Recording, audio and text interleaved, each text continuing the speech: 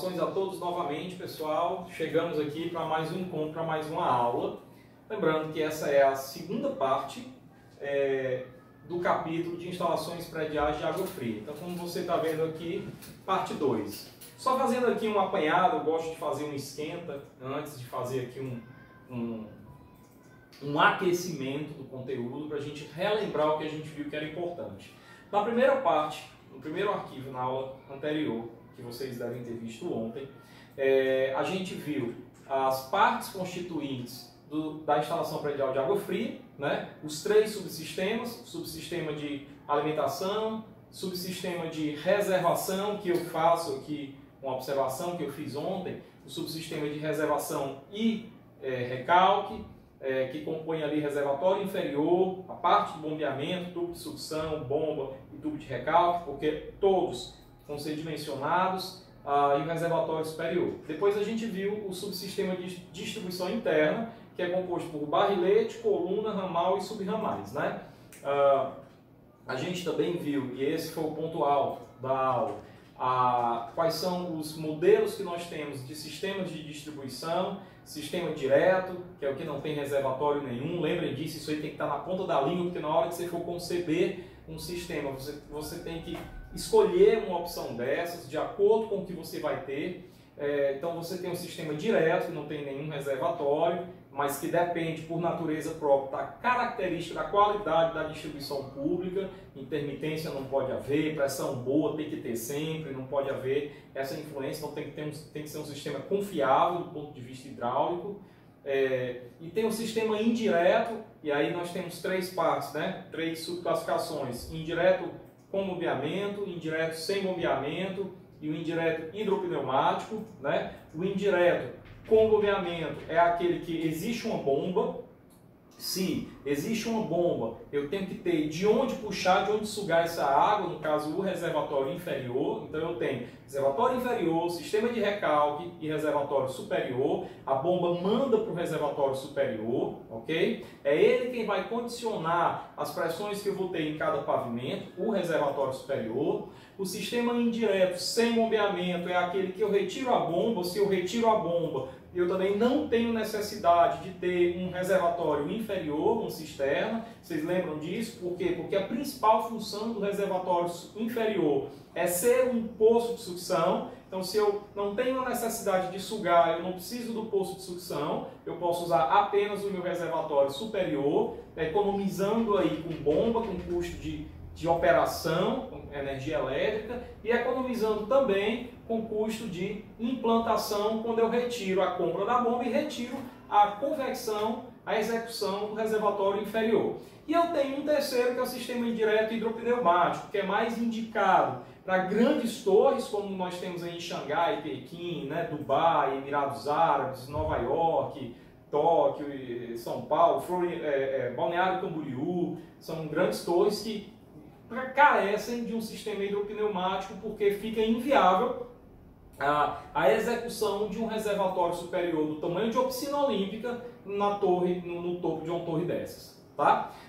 Então o sistema indireto hidropneumático para grandes torres, o sistema indireto sem bombeamento, ele é para pequenos edifícios de até 3 pavimentos, ok? Onde eu possa, com a pressão da rede, enviar água para o reservatório superior. E o sistema indireto com bombeamento é para prédios ali intermediários, que é a realidade brasileira. Prédios de 4 pavimentos para cima, 4, 5, 10, 20, ok?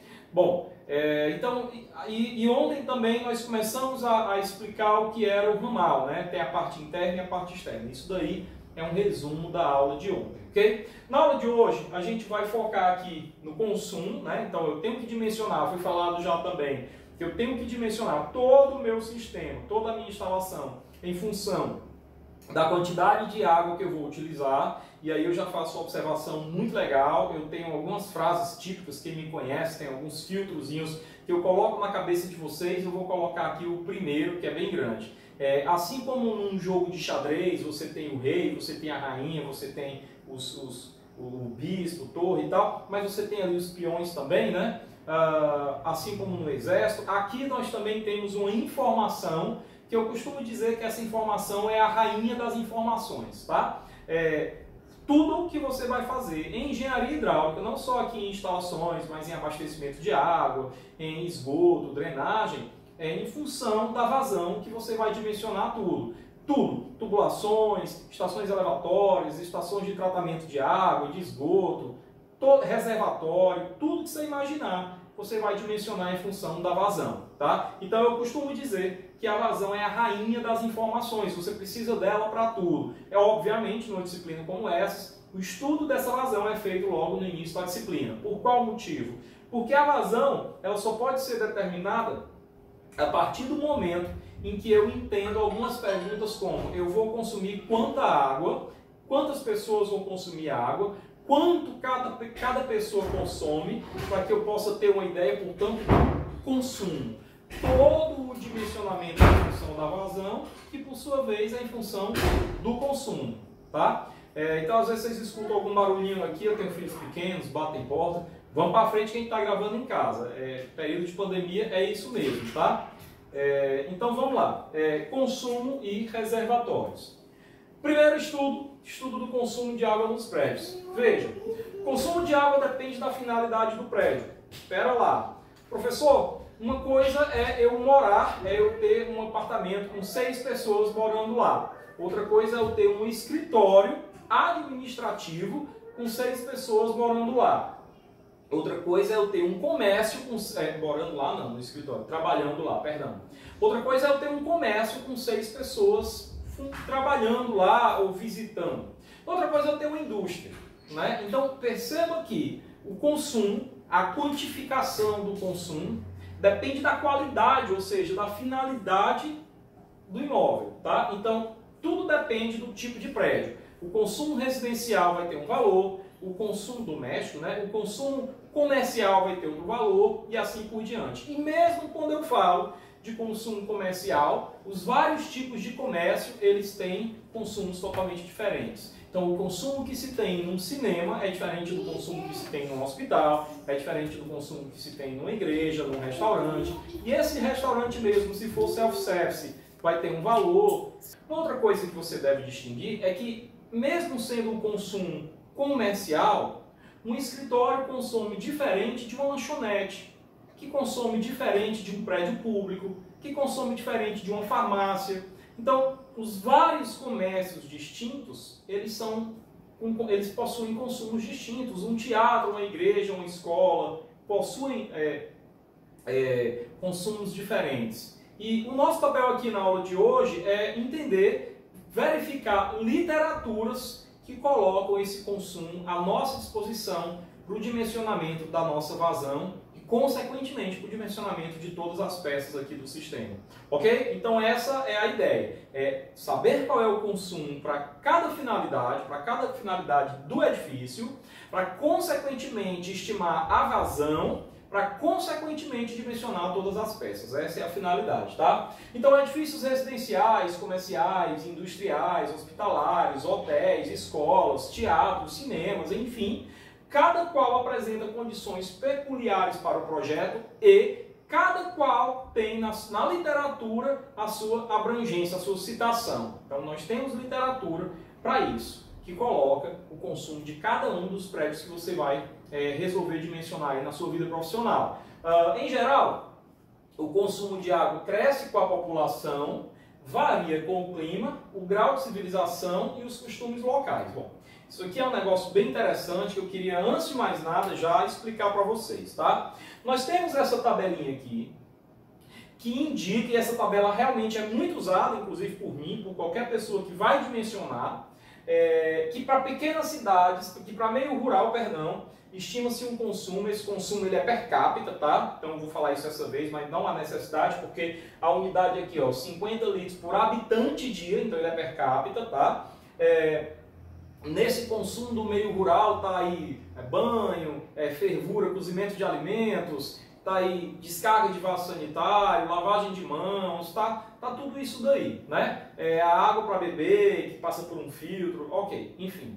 É mais ou menos essa a quantidade mais real do que um indivíduo, do que um ser humano, geralmente, eu vou usar aqui um termo que se usa muito no direito, o ser humano médio, ou seja, comum em média, tá? ele consome mais ou menos uma quantidade ali de 50 litros de água por dia, tá? Mas veja que é o seguinte, quando você vem para uma pequena cidade, esse número aumenta para 50 a 100 litros. E esse é o valor, essa é a estimativa que você vai utilizar do seu projeto. Se for uma cidade média, 100 a 200. Se for uma cidade grande, 200 a 300. Normalmente a gente usa 250, né? Se a cidade for tão maior, você pode usar 300 ou até justificando, utilizar mais, tá? Mas essa questão do justificando é importante porque eu já falei para vocês a importância do memorial descritivo, do memorial justificativo e do memorial de cálculo. Veja que você tem uma faixa de valores aqui, de 200 a 300 litros por habitante dia. Se você usar o extremo inferior, 200, você vai ter uma implicância num valor, num dimensionamento. Se você usar o outro extremo, o extremo superior, 300, você vai ter um outro dimensionamento, consequentemente um custo bem maior, né? Então assim, tudo tem implicações. E você tem uma faixa de limites para você escolher. E eu tenho dito, olha, engenharia passa longe de ser uma ciência exata. Ciência exata é matemática. Engenharia é uma ciência de tomada de decisão. Então, o que é que eu recomendo? Eu recomendo que você adote, baseado na sua experiência, baseado no seu feeling, no seu sentimento a respeito do tamanho daquela cidade, a respeito da forma como aquela cidade consome, justifica isso muito bem justificado no seu memorial descritivo, né, e justificativo, justifica por que você está usando aquele valor.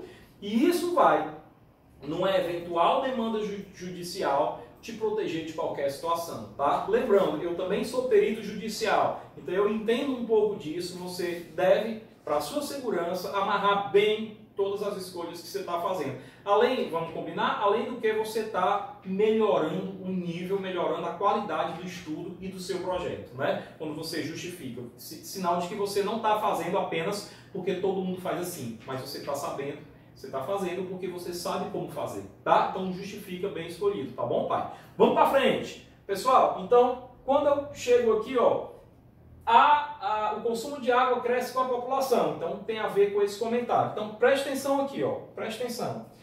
Como que eu posso afirmar que uma pessoa no campo, em meio rural, vai ter um consumo de 50 litros por habitante dia, né? E que uma pessoa da cidade grande, tá? Uma capital qualquer aqui no Brasil, vai ter um consumo aí que pode chegar a 300 litros por habitante dia. Eu faço uma pergunta para vocês. Poxa, uma pessoa da cidade grande toma 6 vezes mais banho do que uma pessoa do campo? Será verdade? Uma pessoa da cidade grande cozinha 6 vezes mais do que uma pessoa do campo? Será que é esse o fato? Uma pessoa da cidade grande lava 6 vezes mais as mãos do que a pessoa do campo? Será que o consumo individual, o consumo médio da pessoa da cidade grande é tão maior do que o do campo? A resposta é não, não é por aí. Deixa eu te explicar o porquê dessa afirmação. O consumo de água cresce com a população. Talvez no primeiro momento você tenha pensado assim, poxa, mas cresce porque é óbvio, porque se uma pessoa consome 50, duas consomem 100. Ok, cresce por isso, mas aqui ele está se referindo ao consumo per capita que cresce com a população. Então não é só o consumo em virtude do número de habitantes, mas também o consumo per capita cresce. Mas por quê? Por uma questão bem simples. Se você pegar uma zona rural bem pequenininha, ali basicamente você não tem nenhuma indústria, você basicamente não tem comércio, você deve ter uma, duas bodeguinhas, uma farmácia, ou no máximo, tá? Um mercantilzinho pequeno de bairro, um supermercadozinho pequeno de bairro, aqui no Ceará a gente fala mercantil, né? Mas a partir da hora que essa cidade vai crescendo, essa cidade começa a ter comércio, e o comércio em si consome, ela começa a ter indústrias, e a indústria consome muito. Nós temos estimativas aí de 90% a 96% do consumo de uma grande cidade é industrial, tá? Isso é muito sério, vai ser discutido isso lá em abastecimento de água, tá? Então, como é que é feita a medição disso? É muito simples. Se registra quanta água sai de um determinado ponto do sistema de abastecimento público. Normalmente esse ponto é na saída da estação de tratamento de água, tá? Nós temos lá um medidorzinho, um hidrômetrozinho, que vai medir quanta água está saindo.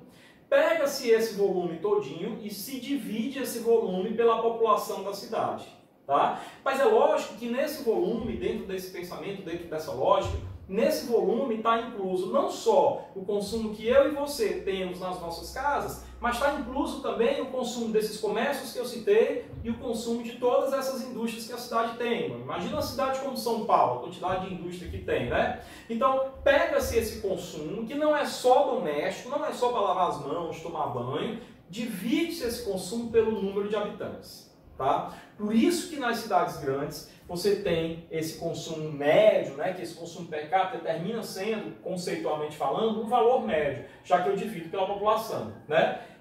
Então é por isso que aqui dá tão maior do que aqui. Tá? Mas professor, então quer dizer que esse valor é legal, porque esse valor já pensa aí nos outros tipos de consumo de água, no consumo industrial, verdade, no consumo comercial, no consumo público, é verdade. Então é por isso que essa afirmação está aqui. O consumo, e aí eu coloco entre parênteses, per capita, o consumo individual, ele cresce com a população. Varia com o clima, porque é fato que cidades frias consomem durante o frio menos água do que cidades quentes. No verão e em cidades quentes se consome muito mais. Varia também com o grau de civilização, com os costumes locais. É óbvio também que quanto melhor a cultura ambiental e sanitária da cidade, melhor se consome, lavam-se as mãos, tomam-se banhos, você passa a ter uma cultura de higiene, uma cultura sanitária maior. Isso implica no consumo, ok? Bom, alguns autores apresentam aqui um primeiro critério para o dimensionamento da rede pública, e são esses os valores que eu já apresentei, já discuti com vocês, tá? Mas aqui, para o caso de você estar dimensionando uma instalação predial específica, como por exemplo uma escola ou uma residência, aí você vai ter que se basear nesses outros estudos aqui. Agora, preste atenção que eu tenho uma observação importante para falar. Olha só, ao se estimar o consumo em 200 litros por habitante dia para uma cidade média, costuma-se supor a seguinte distribuição. No local de trabalho 50 litros, no uso doméstico 100 litros, usos diversos 25 litros, perdas 25 litros, aqui parcela de uso doméstico, aí eu tenho aqui outras tabelas, mas eu quero aqui que vocês olhem para isso aqui, mas que meio que, olha que eu estou usando uma expressão popular, dizendo meio que, permita que essa informação entre por um ouvido e saia pelo outro. Por quê? Não leve isso daqui ao pé da letra. Tem pessoas que têm um perfil psicológico aí de levar muito ao pé da letra, mas olha, pesquisa científica é um negócio muito interessante. Tem uma coisa chamada metodologia na pesquisa, tá? E tem pessoas que vão fazer uma metodologia e dividem assim, olha, do consumo de água diário que eu tenho aqui, eu vou dividir, tantos eu vou colocar uso no banheiro, tantos eu vou colocar uso na cozinha, tantos eu vou colocar uso no jardim. Isso é uma metodologia. Já outros colocam assim, pia da cozinha, banho, vaso sanitário, descarga. Outros colocam de formas diferentes. Entretanto, pesquisas com metodologias diferentes implicam em resultados que poderiam até ser semelhantes, mas que dão interpretações ou espaçamentos sem compreensão diferentes. Tá? Então, isso daqui você vai encontrar uma gama imensa de autores estimando com diferentes metodologias o consumo. Por essa razão, eu particularmente gosto muito de estimar o meu projeto com base nessa tabelinha.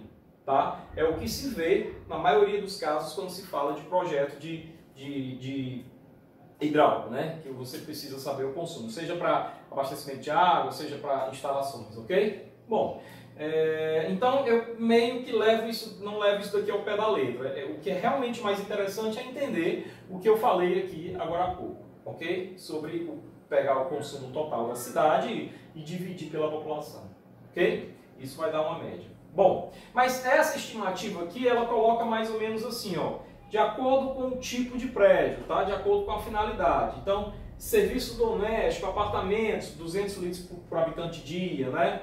Serviço público, aqui não é per capita, que é por ocupante efetivo. Então, se você tem um escritório onde 5 pessoas trabalham no escritório, mas você recebe ali 200, 300 pessoas em atendimento, você dimensiona o consumo de água desse escritório pelo número de ocupantes efetivos, ou seja, pelos funcionários do escritório, 5, ok? E não pelos visitantes. Esses 5 é que vão em maior quantidade utilizar o banheiro, acionar a descarga do vaso sanitário, consumir água, cozinhar, tá? São esses aí.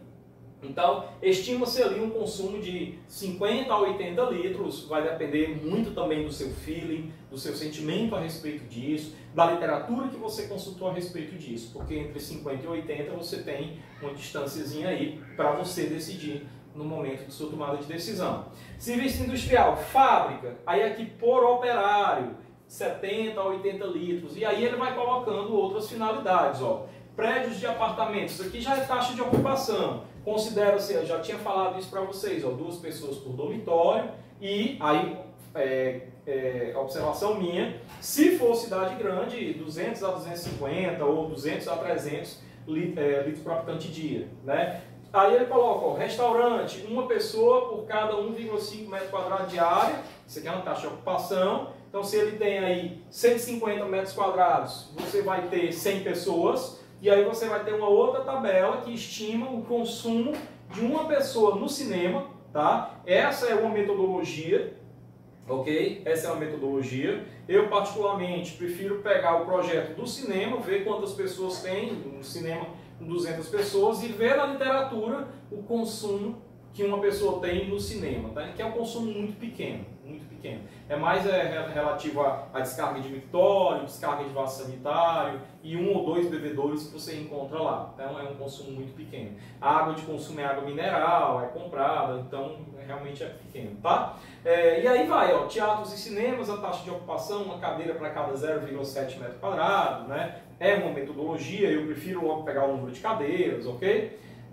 Mas isso aqui funciona muito, por exemplo, antes de você ter um projeto executivo, né, na fase de anteprojeto, que você tem só a área do lugar, mas não dimensionou ali quantas cadeiras vai ter, aí sim, acho que cabe você fazer isso, né? Então, se você tem um local ali com 500 metros quadrados, ou para melhor ficar, com 700 metros quadrados, e coloca uma cadeira para cada 0,7, então você tem 700 dividido por 0,7, você tem aí 1000 pessoas, né? E aí você pega em uma outra tabela o consumo de uma pessoa num teatro, num cinema, ok? Eu tinha falado teatro e cinema para cá, mas aqui é restaurante, desculpem, né? Mas deu para entender, a lógica não estava errada. E aí vai, ó, lojas no pavimento térreo, a taxa de ocupação, uma pessoa a cada 2,5 metros quadrados, nos superiores é menos densa, essa ocupação é menos densa, né? Então, 1 pessoa para cada 5 metros quadrados, supermercados, shoppings, salões, motéis, museus, etc. Ok? Então, isso aqui é uma tabelinha que nós encontramos na literatura com taxa de ocupação. Qualquer livro de instalações hidrossanitárias vai te apresentar uma tabela como essa, por exemplo. Tá? Aqui eu tenho uma outra tabela que apresenta, por exemplo, também o tipo de edifício. Vamos pegar esse exemplo aqui, ó, residência ou apartamentos, e relacionando esse tipo de edifício com quais são os aparelhos sanitários ou quantos são os aparelhos sanitários que eu tenho de acordo com a finalidade do edifício. Então, veja que eu tenho aqui residência, considera-se um lavatório para cada unidade, banheiro ou chuveiro, um para cada unidade, e chuveiro para serviço também, né? Bebedouro não tem, vaso sanitário, um para cada unidade. É um norte, pessoal, é um norte. A gente sabe que quando a gente vai dimensionar edifícios residenciais, não é bem por essa tabela que a gente consulta, é mais pelo padrão do edifício, pelo número de quartos, pelo número de suítes, né? Então, na verdade, quem pede isso é o mercado. Agora, essa tabela vale quando você está falando de uma escola, de um prédio público, de um teatro, de um cinema. Aí vale. Então você tem que entender, e é isso que eu estou tentando passar nos comentários que eu falo, que eu deixo aqui para vocês, como pensar ao estimar esse consumo, tá? Não é pegar a tabela ao pé da letra, ter a tabela guardada em PDF e aplica. Não, você tem que estimar a melhor maneira, tá? Vamos para frente. Vamos para frente, né? Continuando, aqui é um slide que continua aquela tabela. Aqui ele fala, por exemplo, ó, cinema, lavatório, número de pessoas. Se for de 1 a 200 pessoas, um lavatório. Se for de 201 a 400 pessoas, 2 lavatórios. Isso aí vale, né? Isso aí é um estudo que vale, ok? Para dimensionar cinema. E por aí vai. E essas tabelas, é importante também mencionar isso, elas são feitas a partir das boas práticas de engenharia, tá? Então, a partir do que já foi feito, do que funcionou bem, do que não teve problema, do que não precisou aumentar, diminuir, tá? Então, é feito a partir do que a gente chama de boas práticas de engenharia. Para frente, próximo slide. Vamos falar do alimentador predial. Para quem não lembra, o alimentador predial é a parte interna, ou seja, é a primeira parte da instalação de água fria que eu tenho no meu imóvel, tá? Já que a parte externa ela é responsabilidade perdão, da companhia de saneamento. Então veja, há duas possibilidades aqui para o dimensionamento do alimentador predial. Primeiro, é que o consumo de distribuição é direto, sem reservatório. Então vai ter uma maneira de eu dimensionar isso daí. Lembra? O método é direto, o sistema é direto, então ele não tem nenhum reservatório. Poxa, se ele não tem nenhum reservatório, o ramal, do mesmo jeito que ele vem lá do sistema público, ele vai virar ali uma tubulação de recalque, né? Vai chegar até uma certa altura e depois inicia uma distribuição, né? É uma coisa só. Então vai ter uma maneira de dimensionar esse alimentador predial, esse ramal predial, tá? A parte interna, mas é a mesma coisa da externa, quando o sistema é direto. Veja, o cálculo é feito tal como o cálculo de um barrilete de distribuição de um reservatório superior. Veremos no dimensionamento do barrilete. Deixa eu explicar o porquê disso, deixa eu explicar a lógica. Olha, se eu tenho aqui um reservatório, tá? Se eu tenho aqui um reservatório, aqui estão as duas câmaras do reservatório. Eu preciso dimensionar aqui o meu barrilete saindo das duas câmaras, tá? E esse barrilete, ele vai ter ali um dimensionamento próprio dele, ok? Para depois ele mandar para as colunas, que depois vão mandar para os ramais, ok? Uma vez que... Veja que o meu alimentador predial está aqui, ó. Portanto, se eu tenho reservatório, eu preciso dimensionar isso daqui, considerando que vai haver uma reserva de água aqui, considerando que vai haver também uma reserva de água aqui, tá? Então, essa dimensão aqui, o diâmetro dessa tubulação, ele não vai precisar ser o mesmo desse cara. Porque essa tubulação, ela não distribui. Entende? Ela não tem que atender à demanda que essa tem em tempo. Mas, uma vez que eu elimino, vou apagar com o dedo, tá? Uma vez que eu elimino aqui, ó, o meu reservatório, e elimino também o meu, as duas câmaras e tal, e elimino esse reservatório aqui, esse cara vai ter que ter o mesmo diâmetro desse, que vai ter que ter o mesmo diâmetro desse e o mesmo diâmetro desse. É uma coisa só. Faz sentido? Por isso é que eu falo. Na verdade, por isso é que a norma fala. Que se você tem um sistema direto, é meio que um pensamento seguinte. O dimensionamento do alimentador vai ter que ser o dimensionamento do sistema de distribuição, do barrilete. E aí eu digo, mas aqui só tem uma coluna, que vai ser o mesmo da coluna. Agora, não, mas eu tenho aqui... eu divido aqui esse cara para duas colunas. Deixa eu melhorar essa figura. Eu divido aqui esse cara para duas colunas. Ok? Então, realmente, eu tenho que dimensionar como barrilete, porque ele é que vai ser dimensionado pensando nas duas colunas. Por isso é que eu falo essa observação. E aí, é o seguinte, como o barrilete é uma tubulação lá do subsistema de distribuição interna, eu não vou poder, que é a última coisa que a gente vai ver, eu não vou poder ensinar como é que é o dimensionamento do barrilete agora. Então você vai lembrar só o seguinte, você vai lembrar que o alimentador predial, se não tiver reservatório, se o sistema for direto, ele vai ser dimensionado como o barrilete, que é a primeira parte da distribuição. E aí, quando você aprender a dimensionar o barrilete, que é um dos mais simples de dimensionar, você automaticamente aprendeu a dimensionar esse alimentador também, ok? Mas eu tenho aqui uma segunda hipótese. O sistema é indireto, ou seja, tem reservatório. E aqui não importa se é indireto sem bombeamento ou com bombeamento. Basta que seja indireto para que eu já tenha uma outra maneira de pensar o dimensionamento desse alimentador. Tá? Então, deve-se admitir, primeiro, que o abastecimento seja contínuo.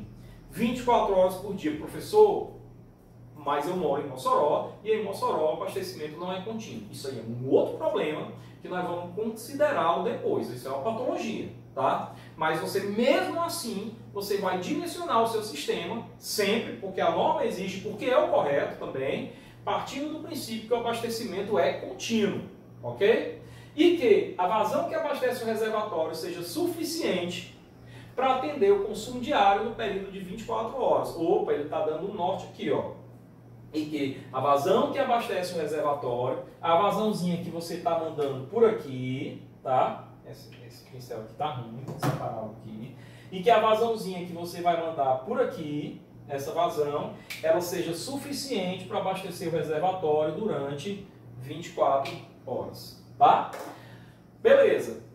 E aí eu chamo a atenção para a nossa primeira forma, a primeira equação que a gente vê na nossa disciplina, né? Chamando-se de CD o consumo diário. Vamos fazer uma brincadeira rapidinho aqui? Pessoal, vamos imaginar um prédio. Pegue sua calculadora aí, tá? Pause o vídeo, vá pegar a sua calculadora, ou então pegue a calculadora do seu celular. E vamos imaginar aqui um prédio de 20 pavimentos, anote aí, 20 pavimentos, padrão médio ou padrão alto, 2 apartamentos por pavimento, 3 quartos por apartamento, mais quarto de empregado, ok? Então vamos lá, 20 pavimentos, 2 apartamentos por pavimento por andar, e cada apartamento com 3 quartos mais quarto de empregado, ok? Então vamos lá, cada apartamento vai ter quantos habitantes? 6, porque são 3 quartos, cada um com 2 habitantes. Lembram disso? Ah, mas as famílias estão pequenas. Faça do jeito que a norma pede, para depois você não vir a ter problema, tá? 6 habitantes. Mais quarto de empregado. Quarto de empregado a gente considera mais um habitante, ok? Então são 7 pessoas. 7 pessoas. Cada pavimento tem 2 apartamentos, né? Então 7 pessoas vezes 2, 14. São 20 apartamentos, né? Pavimentos. 14 vezes 20, 280. Tá? Então vamos imaginar aqui, como eu estou sem calculadora, estou fazendo de cabeça, que eu tenho aí 280 habitantes, tá? E que você vai multiplicar aí por um consumo de 200 litros por habitante dia. 200 litros por habitante dia, tá? Então 2 vezes 28 vai dar 56, com mais 3 zeros. 56 mil litros. Isso aqui é um volume, né? E obviamente esse volume aqui vai representar isso que ele colocou aqui, ó, né? Pensando em 24 horas. Por quê? Porque eu coloquei aqui dia, né? Eu coloquei aqui dia, então eu estou pensando em um dia tem 24 horas, ok? Então eu vou ter aí um pensamento de 56 mil litros. E aí, olha o que é que eu escrevi aqui. Então, consumo diário a gente já colocou, o meu consumo diário, isso daqui vai ser o meu consumo diário, 56 mil litros, total do prédio, né? A vazão mínima, preste atenção no que eu estou escrevendo aqui, a vazão mínima que você vai poder dimensionar, a vazão mínima vai ser o consumo diário dividido por 86.400. Então, se eu pegar aqui 56 mil litros e dividir por 56 mil litros por dia, tá? Por dia.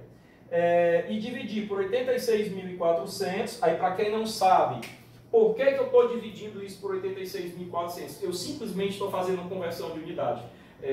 Pessoal, vou quebrar o protocolo. A Moto pode me fazer um favor, pode fazer essa conta para mim. 56 mil dividido por 86.400, tá?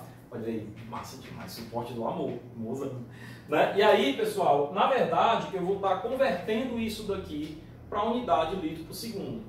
0,648. Tá, 0,648, vamos botar aqui 0,65 litros por segundo, tá? Então, isso daqui, 0,65 litros por segundo, vai ser a vazão mínima que você vai poder ter para efeito de dimensionamento. Professor, eu vou ter que dimensionar com a vazão mínima? A resposta é não. Mas você vai ter que dimensionar com a vazão que não seja inferior a esse valor. Então esse valor é um norte, esse valor é uma referência que nós vamos usar, nós vamos fazer exemplos aqui resolvidos, onde a gente vai aplicar isso ali bem direitinho e vai comentar isso. Mas é preciso que você entenda que isso daqui não é um cálculo de dimensionamento, isso aqui é um cálculo de referência. Você não pode permitir que a sua vazão, a vazão do alimentador predial, porque nós estamos falando dele, seja inferior a esse valor, tá? Não pode permitir que seja inferior a esse valor, tá? Vamos para frente. Reservatórios.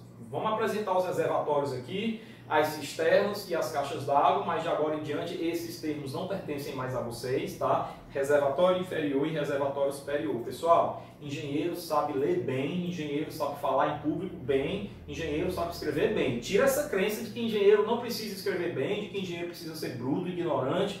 Não, você vai fazer palestras para grandes empresários, você vai apresentar projetos para grandes investidores, para clientes que estão pagando, portanto eles têm ali um dinheiro e eles querem de você o nível superior mais procurado no Brasil nos últimos 15 anos. Então eles esperam que você tenha esse nível, tá? Então tira essa crença de que engenheiro não precisa escrever bem, engenheiro não precisa falar bem, só precisa fazer conta bem. Tá errada essa crença não é uma crença positiva, tá? Vamos para frente, reservatórios. Vamos lá, dimensionamento. A reservação total é aquela que eu vou colocar uma parte no inferior, no reservatório inferior, e outra parte no superior. É a soma dos dois, tá?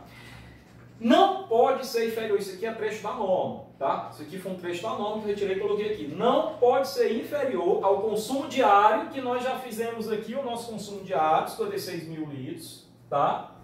E nem deve ultrapassar 3 vezes esse valor. Volta um slide. Por que você acha que ele falou aqui em vazão mínima relacionando-a com o consumo diário? Porque a própria norma coloca o consumo diário como sendo o valor piso para reservação. Se ele é o valor piso, eu não posso ter uma vazão, consequentemente, que equivala a um piso menor que ele, a um valor menor que o piso, né? Portanto, não pode ser inferior ao consumo diário, 24 horas, e nem deve ultrapassar 3 vezes esse valor. 3 vezes um dia são 3 dias, ou seja, eu vou dimensionar os meus reservatórios, considerando todas as condições do problema, as condições de contorno, reforço da estrutura que eu vou precisar, bombeamento, gasto com a energia elétrica da bomba, tudo isso nós vamos falar ao longo do curso.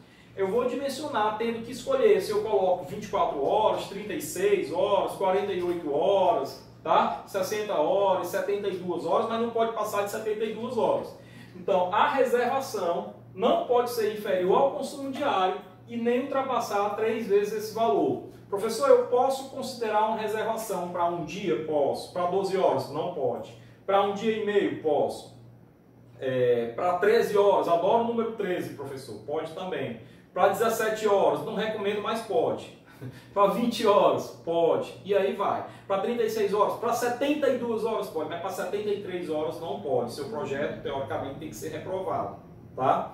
Então, a capacidade do reservatório superior deve ser tal que, recebendo água bombeada com vazão constante durante alguns intervalos de tempo, possa atender o consumo, que é variável e que eu já expliquei para vocês que esse consumo é variável em outros vídeos. A gente começa ali o dia, 8 horas da manhã com o consumo. Se você for pegar uma curva de consumo, ao longo das horas do dia esse consumo vai aumentando, 9 horas da manhã, 10 horas da manhã, 11 horas, meio-dia. Aí chega no pico ali por volta de meio-dia, está muito grande. 1 hora, 2 horas, ele está um pouquinho mais baixo, mas ele ainda está muito grande.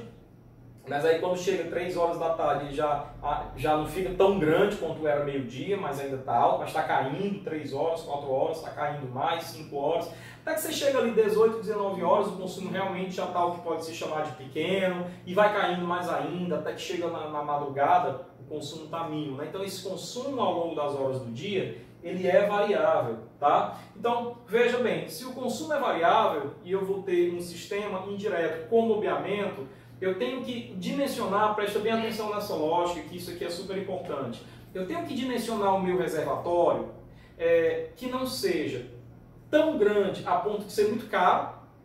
Caro não só a execução da concretagem dele, mas também do reforço estrutural que ele vai exigir nos pilares, nas vigas, nas fundações. Tá?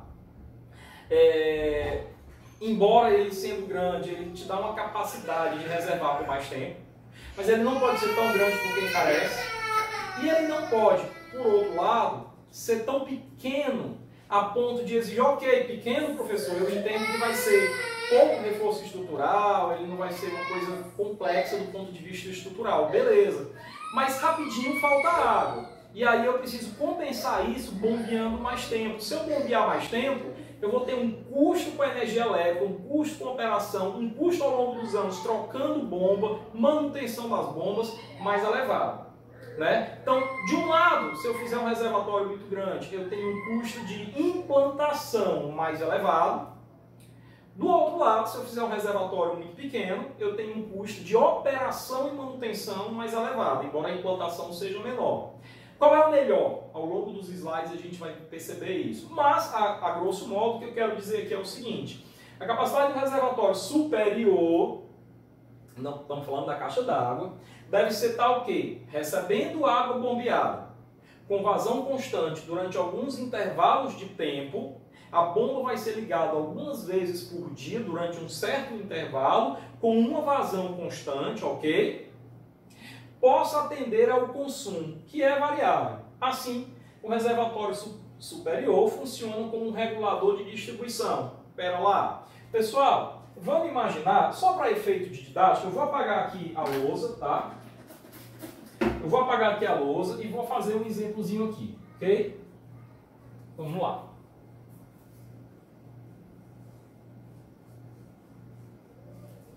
A lousa é o móvel da sala. Então, vamos imaginar que eu tenho aqui um consumo diário, tá? De 24 mil litros. 24 mil litros, ok? Bom, então eu preciso realmente ter um reservatório de um tamanho tal e junto a isso ter uma bomba que funcione de forma tal que permita que ao longo das 24 horas do dia não falte água, ou seja, eu preciso ter 24 mil litros. Ora, vocês concordam que eu posso ter no extremo uma bomba? Eu vou fazer o seguinte, ó. Vou fazer o seguinte. Eu vou colocar aqui uma tabelinha, onde nessa tabelinha eu vou colocar o tempo de bombeamento, a duração do bombeamento, e no outro eu vou colocar aqui a vazão em litros por segundo, tá?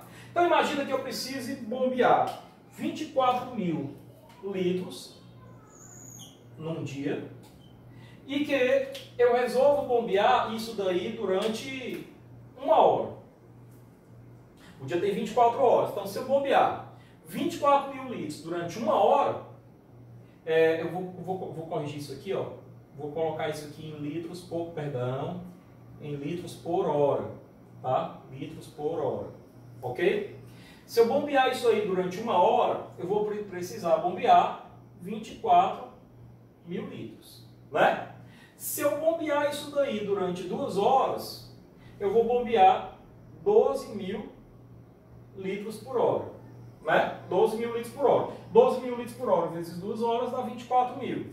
Se eu bombear isso durante 3 horas, eu vou bombear 8 mil litros por hora. E aí, continuando, se eu colocar por 4, vai ser 6 mil litros. Se eu colocar por 6, vai ser 4 mil litros. Se eu colocar por 8, vai ser 3 mil litros. Se eu colocar por 12 horas, vai ser 2 mil litros. Até que se eu resolver bombear 24 horas, um dia inteiro, eu vou bombear 1000 litros por hora. Faz sentido? Eu fui de um extremo, o extremo mínimo, a outro extremo, o extremo máximo. Né? Então essa tabelinha, ela explica bem o que eu estou colocando ali. Tá? Bom, passando para frente um pouquinho, nós vamos ter então o seguinte. As vazões do reservatório superior, tá? Perdão, são isso aqui. Ó. Presta atenção nisso aqui, que isso aqui é super importante. Vazão horária, 15% do consumo diário máximo. Tá? Então, a vazão que chega no reservatório superior, presta atenção, nós estamos falando de sistema indireto com bombeamento. A vazão que chega no reservatório superior, nós estamos falando dela, ela tem que equivaler a 15% do consumo diário máximo. tá certo? O consumo diário máximo aqui, como eu dimensionei 24 mil litros, 15% de 24 mil litros, tá? Ó, 10% dá 2.400, dá 3.600, tá? Então eu vou colocar esses 15%, 3.600, que está bem aqui assim, ó. Vou fazer o seguinte, vou colocar bem aqui assim, os 3.600. Vou só tirar esse 8 daqui. Esse 8 está bem aqui, né? E eu vou colocar bem aqui os meus 3.600, tá? Ora, 3.600, pessoal, vai equivaler a quantas horas? Se você for fazer suas contas aí direitinho, vai equivaler a 6,67 horas. Isso aqui, o tempo de bombeamento é em horas, tá? Então, esse 3.600 aqui, ele vai equivaler a 6,67 horas. Então, preste atenção no que a norma está dizendo. A norma está dizendo o seguinte, ó.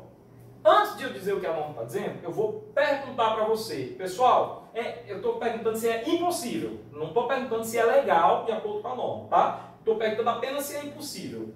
É impossível eu bombear durante 1 hora? Não. Eu posso comprar uma bomba bem robusta, uma bomba com boa capacidade, que aguente essa vazão aqui e que bombeie durante 1 hora, mas com uma vazão bem grande, 24 mil litros por hora. Ok? Eu posso, em contrapartida, comprar uma bomba menos potente, tá? Que não precise bombear 24 mil litros por hora, que bombeia até 12, mas eu posso bombear durante 2 horas. Se eu fizer isso, essa bomba vai funcionar durante 2 horas. Eu vou ter um custo de operação, custo com energia elétrica, referente a 2 horas de funcionamento dessa bomba aqui, né?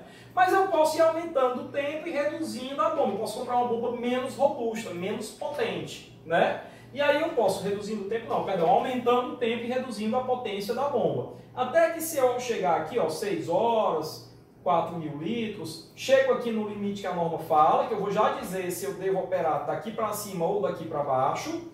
E aí, a partir daqui, ó, eu posso ter uma bomba, pessoal, que vai funcionar 8 horas por dia. Até não precisa ser uma bomba tão potente não, né? Só 3 mil litros. O que são 3 mil litros comparando a 24 mil?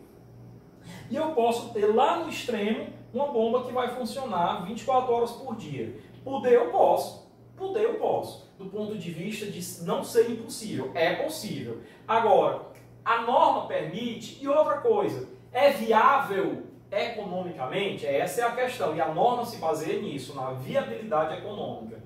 Então, quando ele coloca isso, embora não esteja escrito aqui que esse 15% é um limite máximo ou mínimo, na verdade, eu posso operar dentro desse intervalo aqui, ó. Posso. Sim. Opa, sim. Agora, eu não posso operar dentro desse intervalo aqui, ó. Aqui é não, tá? Então, eu não posso bombear mais do que 6,67 horas, que equivale, que é o tempo referente a esse consumo aqui de 15% do consumo diário máximo. 15%, vamos colocar o seguinte, vamos colocar aqui 15% do consumo diário. Ok? Então, na verdade, esse consumo aqui, ele é um valor máximo, né? E essa vazão aqui é uma vazão máxima. Esses 15% equivalem a uma vazão máxima. Então eu pergunto, porque tem concurso que pergunta isso também, tá? Se esses 15% do consumo diário, que equivale a 3.600, nesse exemplo, litros por hora, é um consumo máximo, esse tempo, essa duração é uma duração máxima ou uma duração mínima? Eu coloquei um erro gravíssimo aqui. Não é máximo, você deve estar se perguntando, mas se você tiver visto o vídeo até aqui, isso aqui é mínimo, né? Eu botei máximo porque eu fui crescendo, mas na verdade eu fui descendo e esse valor foi diminuindo. Então esse 15% é um consumo mínimo. O que implica que esse tempo aqui é um tempo de bombeamento de duração máximo, né? Para esse consumo mínimo, eu tenho aí uma duração máxima. Tá claro isso daí para vocês? Então, mais uma vez eu digo, isso daqui é um norte, isso daqui é uma referência. Quem vai decidir se você vai bombear durante 1 hora e meia, 2, 3, 4, 6 ou esse valor, é você. Para esse tempo de bombeamento você vai ter a sua vazão e a partir da vazão que você escolheu é que você vai dimensionar as peças do seu sistema. Ficou claro isso aqui? Portanto, como isso aqui é um valor de referência, você vai lá fazer o seu projeto, que nós vamos ensinar como, e aí você vai chegar lá num valor de 5.000 litros por hora. Você vai ter fora a parte calculado isso daqui, tá? E vai se perguntar, 5.000 é maior do que esse mínimo que é 3.600? Então tá ok, então eu posso. Agora, você chegou num valor lá de 3.000, você chegou lá num valor de 3.000 litros por hora. 3.000 litros por hora é maior do que 3.600? Não, não é. Então você não pode, tá? Então você não pode. E isso implica em você não poder ter bombeamentos que durem mais, do que 6,67 horas. Ok? Mais ou menos ali 6 horas e 35 minutos. Ok? Você não pode ter durações maiores que isso para o bombeamento. E no próximo slide a gente vai ver uma dica bem legal. Pessoal, não entendeu isso aqui? Volta o vídeo, escuta de novo. Não entendeu? Grava, anota a pergunta e no encontro virtual próximo a gente vai responder as perguntas de vocês a respeito disso. Ponto alto da aula, hein? Ponto alto da aula. Vamos para frente. E aí, aqui onde tem vazão de alimentação, igual às vazões de dimensionamento das elevatórias, isso aqui eu vou pular, não é o local disso aqui ainda. A gente vai ver essa fórmula aqui, mas no momento adequado vocês não vão ter prejuízo nenhum por não estarem vendo isso aqui agora, tá? Nenhum. Bom, então, passando para frente. Professor, e como que eu, que tenho ali uma vazão total, um volume de 24.000 litros, como que eu posso distribuir esse volume no meu reservatório superior e no meu reservatório inferior? Você pode fazer da seguinte maneira, ó. Eu tenho aqui o seguinte pensamento, o inferior, obviamente, é o total, menos aquilo que você atribuiu ao reservatório superior, isso é fato, né? Agora, como que você vai fazer? Você vai fazer isso aqui, ó. Reservatório inferior, 3/5 do total. E o superior é menor, o superior é 2/5. Por quê? Porque o superior, pessoal, é uma obra mais complexa do que o inferior.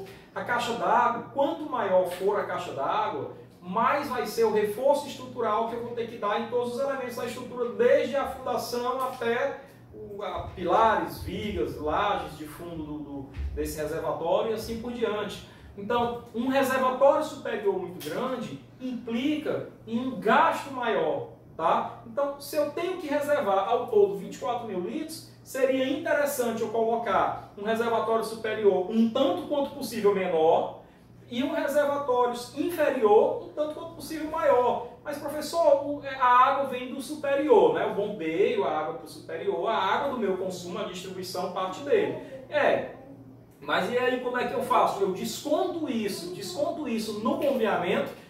Você desconta isso no bombeamento, ou seja, você vai fazer um bombeamento adequado, você vai compensar o tamanho reduzido do reservatório superior com um período de bombeamento maior ou com uma bomba de maior potência que te permita ter uma maior vazão. Deu para entender isso aí direitinho, pessoal? Tranquilo? A gente vai colocar isso, a gente vai personificar isso nas questões resolvidas, tá? Beleza. Deve-se ainda prever, preste bem atenção nisso, uma reserva para incêndio que deve ser de 15 a 20% do consumo de água. Olha só. Nós estamos no começo da nossa disciplina. Instalações de água fria são as primeiras instalações que a gente está vendo. Depois vai água quente, água pluvial, esgoto, só depois que vem combate a incêndio. Lá no combate a incêndio, esquece esse percentual de 15 a 20%. Por quê? Porque lá no combate a incêndio, eu vou ter o cálculo exato, dimensionamento da reserva de incêndio, que nós vamos chamar lá de RTI, Reserva Técnica de Incêndio, tá? Então, aqui eu apenas coloco 15 a 20% como uma coisa provisória, enquanto você não aprendeu ainda a parte de incêndio, tá? Então, por enquanto, a gente vai dimensionar assim, ó, deu 24.000 litros. Se eu colocar mais 20% para a reserva de combate a incêndio, eu tenho mais 4.800 litros, né? Então eu vou ter 24 mais 4.800, 28.800. Esse vai ser o dimensionamento total, o tamanho total interno do meu reservatório, 28.800 litros, ok? Bom, então por enquanto, que fique bem claro isso, esses 15 a 20% é algo provisório. A gente não está... esse não vai ser o tamanho final. Na verdade, você vai corrigir depois quando você for fazer o seu dimensionamento de incêndio. Você volta e corrige o dimensionamento do seu reservatório, ok? Bom, passando para frente, agora vamos ver aqui detalhes sobre o reservatório, né? Elementos do reservatório. Acima do nível máximo da água, aqui está o nível máximo da água, como vocês estão vendo, tá? Deve-se ter um espaço vertical livre até a laje de cobertura de no mínimo 30 centímetros. Essa distância aqui entre essa linha, representando o nível da água, e o teto do reservatório tem que ser de no mínimo 30 centímetros. Por qual motivo, pessoal? Vários motivos. Primeiro, permitir inspeção. Inspeção é você tirar a tampa, colocar a cabeça, olhar o que está acontecendo. Garantir que não haja extravasamentos aqui, transbordamentos. Terceiro, garantir que esse dispositivozinho aqui, que eu vou já apresentar para vocês, esse dispositivo aqui é o que a gente conhece vulgarmente como ladrão, né? Ou extravasor, ou ainda tem quem chame de extravasador, tá? Eu particularmente chamo de extravasor ou ladrão. Geralmente extravasor, que é termo técnico, a gente tem que usar mais o termo técnico, né? Pensa quando a gente está conversando com um não engenheiro, com um leigo, que o termo extravasor parece assustador ali, a gente usa ali o termo ladrão, né? Mas a finalidade do extravasor é qualquer água que chegue nessa tubulação, ela tem por onde sair para cá, para evitar o transbordamento e evitar principalmente, presta bem atenção, que esse reservatório fique pressurizado, tá? Eu tenho que evitar que ele fique pressurizado. Para isso eu tenho o extravasor e tenho também uma tubulaçãozinha de respiro aqui, tá? Que é o que vai garantir, à medida que a água desce, ele vai garantir a admissão de ar, para tomar o lugar que antes estava ocupado pela água e garantir a pressão neutra, ou à medida que eu vou enchendo o reservatório e o nível da água vai subindo, eu tenho que expulsar naturalmente o ar que estava contido no reservatório. E a expulsão desse ar vai ser feita por esse sistemazinho aqui, tá? Então esse sistemazinho aqui vai ter uma tubulação que a gente vai já falar, que é o que vai garantir a pressão neutra. Eu sempre brinco o seguinte, se você esquecer de fazer isso daqui, deixe seu currículo para estadoislamico.com.br, porque você sabe fazer uma bomba bem feita, tá? Então não faça bombas. Então esse cara aqui, ele não pode ser, em hipótese alguma, pressurizado. Então você tem que garantir os mecanismos de pressão neutra, de garantir a pressão neutra no reservatório, ok? Bom, então esses 30 centímetros por essas finalidades que eu falei. No caso de o acesso ser lateral, veja que nesse esquema o acesso, ou seja, a tampa é por cima, não é lateral. Mas no caso, muitas vezes você tem a tampa na lateral superior aqui, aí você tem que respeitar a altura da tampa, na verdade geralmente é uma tampa quadrada, né? E aí o nível da água tem que ficar ainda abaixo dela. Você tem que respeitar uma altura de cerca de 80 centímetros para que se possa adentrar. Geralmente a tampa é 60 por 60, você deixa mais alguma distânciazinha entre a tampa, entre a parte superior da tampa e o teto, e ainda deixa uma distânciazinha entre a parte inferior da tampa e o nível da água. Então geralmente isso aqui é 80. Lógico que se você opta por colocar uma entrada lateral, você vai estar aumentando a altura das paredes laterais do seu reservatório, você vai estar onerando o seu reservatório, tá? Então pense nisso, pense no local mais adequado para colocar essa tampa. Geralmente é para ser em cima, você só não vai colocar em cima se alguma ou outra intervenção impedir que você coloque em cima, tá? Bom, vamos para frente. Ainda nessa imagem, deixa eu ver se eu tenho outra imagem aqui parecida, ainda nessa imagem eu vou apresentar aqui alguns elementos, então vamos lá. Primeiro, pessoal, eu tenho aqui REC aqui é recalque, né? Então essa tubulação é a tubulação que está vindo da bomba e nesse caso eu tenho a entrada da primeira célula, primeira câmara e a entrada na segunda câmara, por cima, tá? Essas entradas nesse desenho estão por cima, mas essas entradas também podem ser laterais, como é o caso, se eu não me engano, dessa próxima imagem aqui, ó, a entrada é lateral, tá entrando por aqui, ó, a entrada é lateral. tá? Aqui é a admissão de água.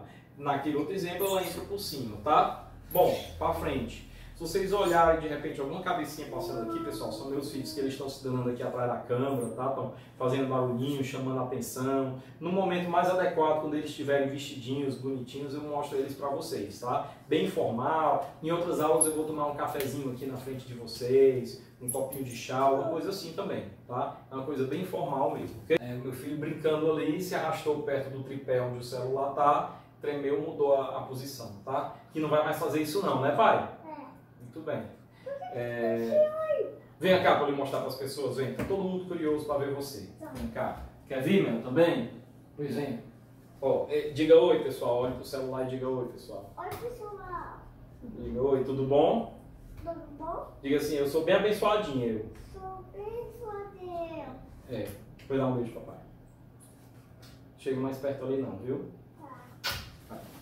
Não tá vendo quem, tá? Tá, não sai daí, vá para ali. Quer vir, filha, para eu lhe apresentar para as pessoas aqui? Vocês venham. Vá para lá, pai, vá. Venha, filha, venha. Não vou editar, viu, pessoal? Essa é a minha princesa, mas tem que olhar, senão não adianta. Diga oi, pessoal. Diz? Diz. Dá um beijo. Vai para lá, vai. Eu tenho surpresa pra compartilhar, mamãe. Tá, então vamos lá, pessoal. Voltando aqui ao foco, considera isso aí um intervalinho, tá? Então voltando aqui ao foco, eu posso colocar essa entrada lateralmente ou por cima, tá? Um outro detalhe muito importante é o seguinte, a norma, ela fala o seguinte, você está vendo aqui que esse reservatório, ele tem duas câmaras, tá? A norma deixa claro que se nós tivermos um volume, uma capacidade de dimensionamento de acima de 4.000 litros, você tem que dividir em duas câmaras. Abaixo disso, basta uma câmara única, basta uma câmara, tá? Então, quando você tem aí residências unifamiliares, pequenas, Minha Casa Minha Vida, normalmente você compra esse reservatório já da Tigre, tudo feitinho, né, pré-moldado ali e tal, só faz instalar lá, ele é leve, fácil de colocar, de erguer. Mas em edifícios, normalmente isso aqui vai ser construído em alvenaria e estrutura. Então, mais de 4.000 litros, duas câmaras. Tá? Por qual motivo? Limpeza. A ideia é, no dia que eu fizer a higiene, a sanitarização disso daqui, eu faço a higienização em uma câmara, mas a água está sendo consumida pela outra câmara e vice-versa. Então, duas câmaras está explicado. A entrada da tubulação de recalque nas câmaras está explicado, ela pode ser pela lateral superior ou pode ser por cima, uma para cada câmara. As tampas também já foram explicadas, pode ser lá em cima, geralmente essa tampa tem 60 por 60, tá? Ela permite a inspeção, e aqui eu faço uma observação, existe uma diferença entre inspeção e visita. Inspeção é quando eu posso olhar, colocar a cabeça, mas as dimensões não me permitem adentrar, e não é feito para adentrar mesmo, para visitar, não é, tá? Quando eu posso introduzir um equipamento para limpeza, ok? Isso é inspeção, tá? Desobstrução. Visita é diferente. Visita é quando a pessoa realmente pode entrar no ambiente para fazer alguma manutenção ou alguma limpeza. Então aqui você vê que tampa de inspeção ou limpeza, por isso que ela é realmente pequenininha, tá? Outra coisa interessante, a gente vai ver aqui a gente já falou que eu tenho aqui o nosso extravasor, tá? Aqui tem ext, né, extravasor. Depois a gente vai ver um slide dimensionando o extravasor, tá? Aqui é a história da distância mínima de 30 centímetros. Isso daqui são as torneiras de boia. Nós vamos ter uns slides que vão explicar bem direitinho o funcionamento do automático de boia, da válvula de boia automática. Hoje em dia tudo é automático. Antes a gente precisava do seu Zé. O seu Zé era a pessoa que dá manutenção. Vocês vão lembrar, não é o vigia, era a pessoa que dá manutenção no prédio, né? O zelador, né? Para ligar a bomba em determinado horário, olhar como é que estava o nível, quando tivesse cheio desligava. Hoje em dia não, você tem uma bomba ligada a um sistema computadorizado, né? Um chipzinho que ele para, ele percebe qual o nível, quando a bomba chegou no nível, quando a água chegou no nível máximo, ele para a bomba, tá? Então, isso aqui são as torneiras de boia.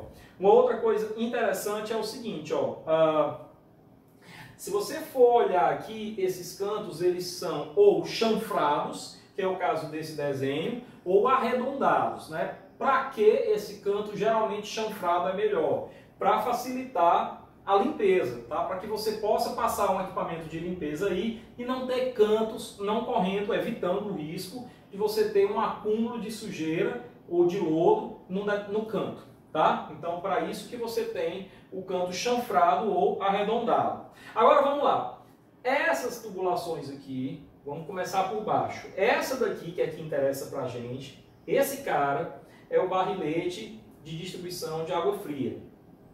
Todo barrilete é horizontal, pessoal. Portanto, no dia que você ouvir a expressão barrilete horizontal, é uma redundância. É igual falar ambos os dois, tá? É uma redundância. Então, se é barrilete, ele é horizontal, tá? Ele é uma tubulação que liga as duas câmaras do reservatório, de onde eu vou extrair, né, a água dos dois reservatórios, e o barrilete, é que tem a função de distribuir essa água entre as várias colunas, onde tem aqui a F1 é água fria 1, é a coluna de água fria, a F1, a F2, a F3, a F4.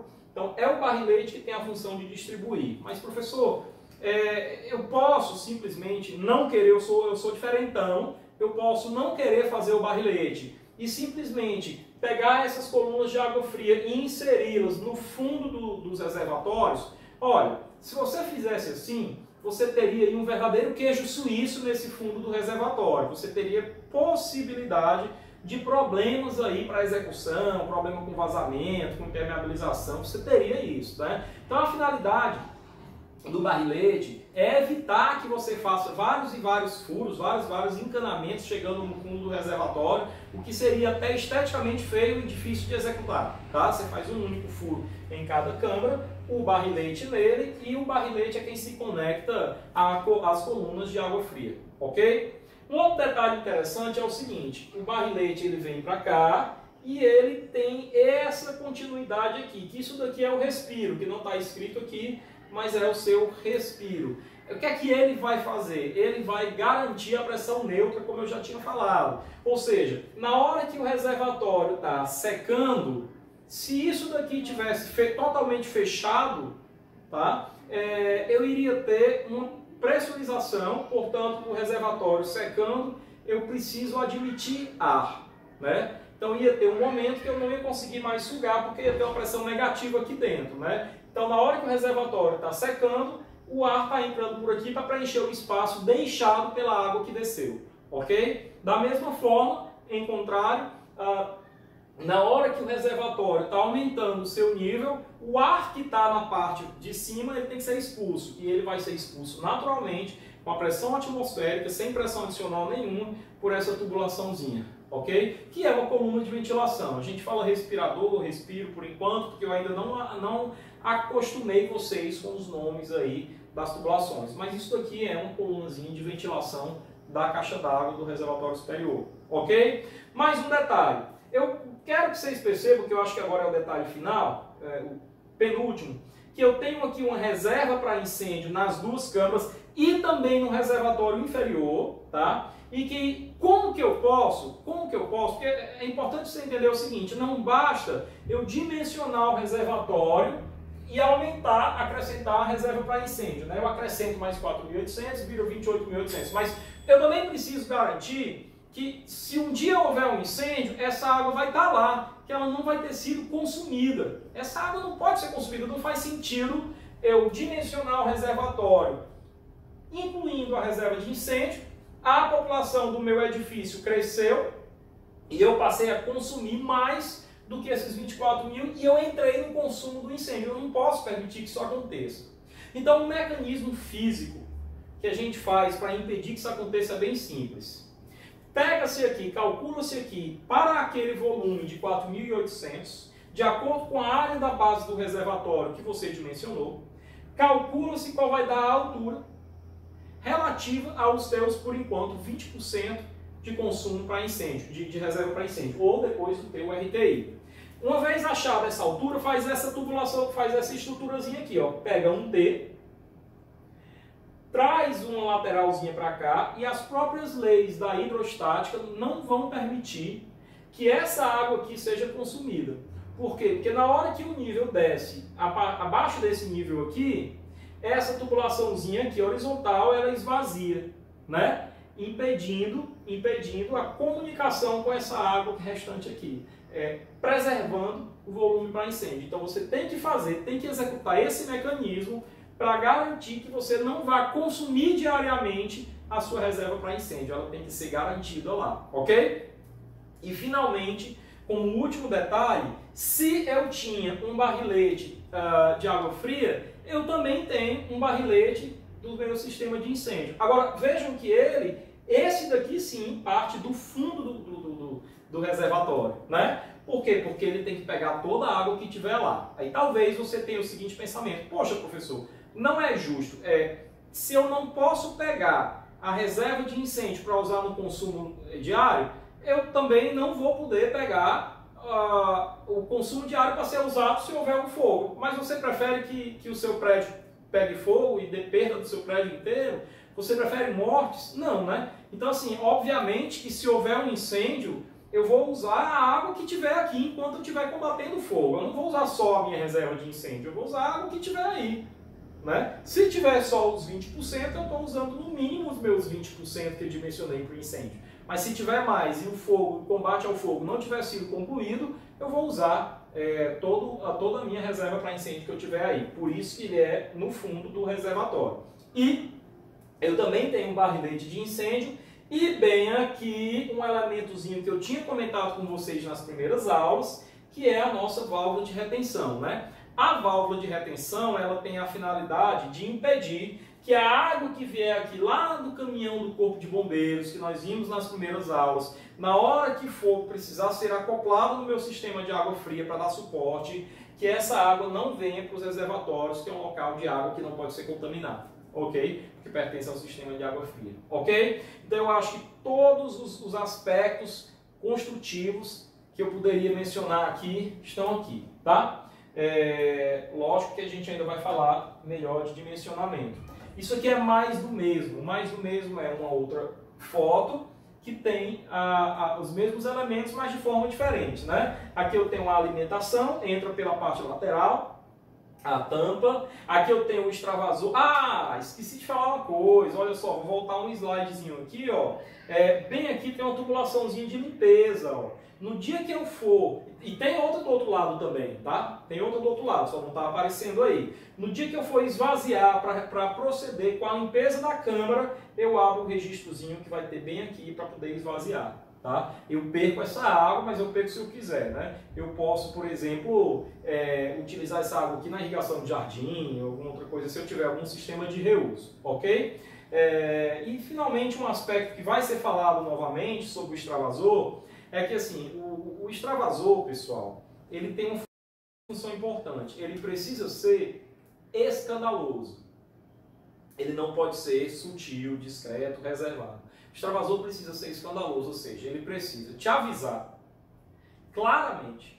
Ele precisa te avisar claramente quando que está havendo o transbordamento da água. Então, se o teu reservatório fica lá no topo do prédio, esse extravasor, de preferência, tem que ser uma colunazinha que desça para uma das fachadas do prédio e que a água caia lá embaixo. Logicamente, num lugar isolado, que não permita, que não tenha, que garanta um lugar fechado, o portão, que garanta que não tem ninguém que vai ser machucado com a queda d'água ali, com essa bica de água ali, ok? Então o extravasor, ele não pode, por exemplo, ser mandado para o sistema de água pluvial, lá em cima, para as calhas, nem para um sistema de esgoto, cair na caixa de dispersão, não. Extravasor não, ok?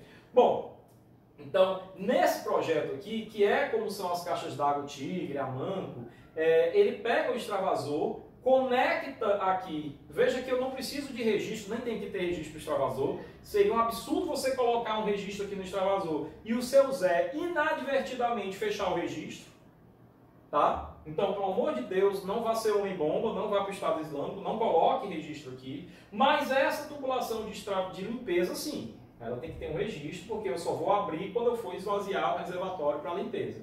E aí eles podem se conectar através de um T e ter uma saída única, nada impede. Aqui eu tenho uma distribuição. A distribuição vai ser feita por aqui. E diferentemente, aqui seria o barrilete, desce para as colunas. E diferentemente daquela imagem onde a ventilação é feita dentro do reservatório, eu posso ainda fazer a ventilação na saída do barrilete, das colunas aí, nesse caso. Ok? Beleza. Mais do mesmo, a mesma imagem, essa daqui vocês vão se debruçar com ela em casa, tá?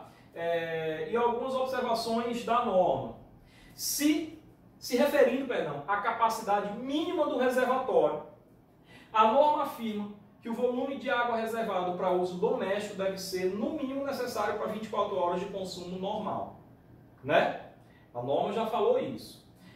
Por motivos quaisquer, olha só, ela falou em reservação no mínimo 24 horas e que não pode ultrapassar 3 vezes esse valor. Mas olha só, por motivos quaisquer, como rompimentos de adutores, estamos falando do sistema de abastecimento de água, reparos na rede, defeitos nas estações elevatórias, falta de energia, parada para manutenção, poderão haver interrupções no abastecimento de água. E olha só o que isso aqui está dizendo. Por esse motivo, alguns autores, e eu já faço a minha observação, eu discordo dessa observação, mas não é porque eu discordo que eu não vou colocá-la aqui, tá? Porque eu preciso mostrar para vocês outros pontos de vista. Tem recomendado os seguintes valores. Olha só, no reservatório superior, sozinho, que a gente estava recomendando 2/5 do total, 40% do total, não colocar 40% não, colocar a capacidade para atender o consumo diário, ou seja, 100%. 100%. E no inferior, 1,5 a capacidade do superior, mais 150%, ou seja, 100 mais 150, 250% seria 2,5 vezes maior. Olha, isso daqui, numa época em que os sistemas de abastecimento eram menos monitorados, a computadorização, a informatização ficou bom agora, dos sistemas de abastecimento de água era mais precária. Hoje nós temos uma manutenção mais adequada, materiais de melhores qualidades, a informatização do sistema de abastecimento de água. Então, assim, a gestão das companhias de saneamento hoje já é algo muito avançado. Então, assim, eu acho realmente desnecessário você, por uma precaução excessiva, achar que vai faltar água direto e dimensionar os seus reservatórios dessa forma. É lógico que em cidades onde você tem racionamento, aí sim justifica-se pela existência legal do racionamento, você dimensionar dessa forma, tá? Mas em lugares onde você não tem racionamento habitual, eu não vejo necessidade, mas isso fica a teu critério, tá? Bom, passando para frente, deve ser colocado o reservatório em local de fácil acesso à inspeção, tá? Tanto em residências simples, ele tem que ser colocado num local que eu consiga chegar ao reservatório, que tenha uma escadinha, uma escada de marinheiro. Se for em edifícios, num local que seja fechado para visitação pública, mas que eu possa chegar sem ter que escalar, sem ter que passar por áreas externas, tá? E não pode ser colocado em cozinhas ou compartimentos de instalações de esgotos. Por quê? Porque uma das premissas, lembra dos mandamentos que a gente colocou? É garantir a todo custo que essa água não seja contaminada. A partir da hora que eu coloco na cozinha, a gordura que sobe do fogão, por exemplo, ela vai subir e vai se afixar na superfície externa do reservatório, atraindo barata, atraindo inseto. Isso não é bom, isso não é interessante. Então, normalmente, quando você vai numa casinha simples, você percebe que esse reservatório está situado em cima de um banheiro, por exemplo, mas nunca em cima da cozinha. A norma não permite, por favor, não faça isso, tá? Reservatórios com mais de 4.000 litros, eu já tinha falado, 2 compartimentos, 2 câmaras para limpeza, facilidade de manutenção, essas coisas, ok? Cada compartimento, isso aqui é importante, ó. Cada compartimento do reservatório inferior deve conter uma tubulação de sucção para água limpa. O crivo da canalização de sucção deve ficar pelo menos a 10 centímetros do fundo para evitar a sucção de louças. Vamos falar do reservatório inferior. o que a gente vinha falando do reservatório superior, né? Só um instantinho que eu vou tirá-lo daqui, eu vou pegar o instrumento para limpeza. Vamos lá, vamos falar do nosso reservatório inferior.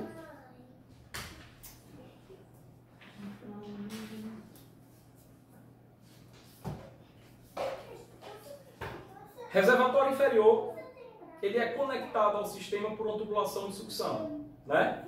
Essa tubulação de sucção, ela vai até a bomba, não é assim? Estou esperando secar, estou ganhando tempo para secar, tá? Vamos lá. Então,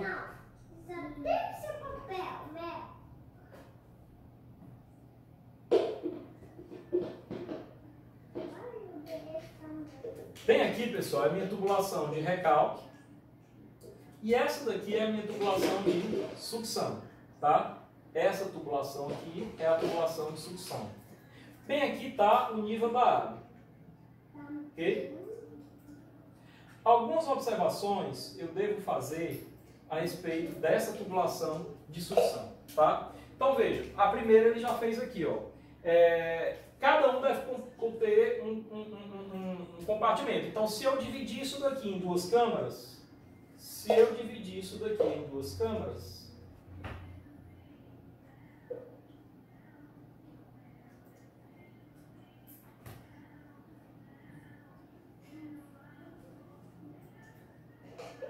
aí eu vou ter que ter o seguinte, ó.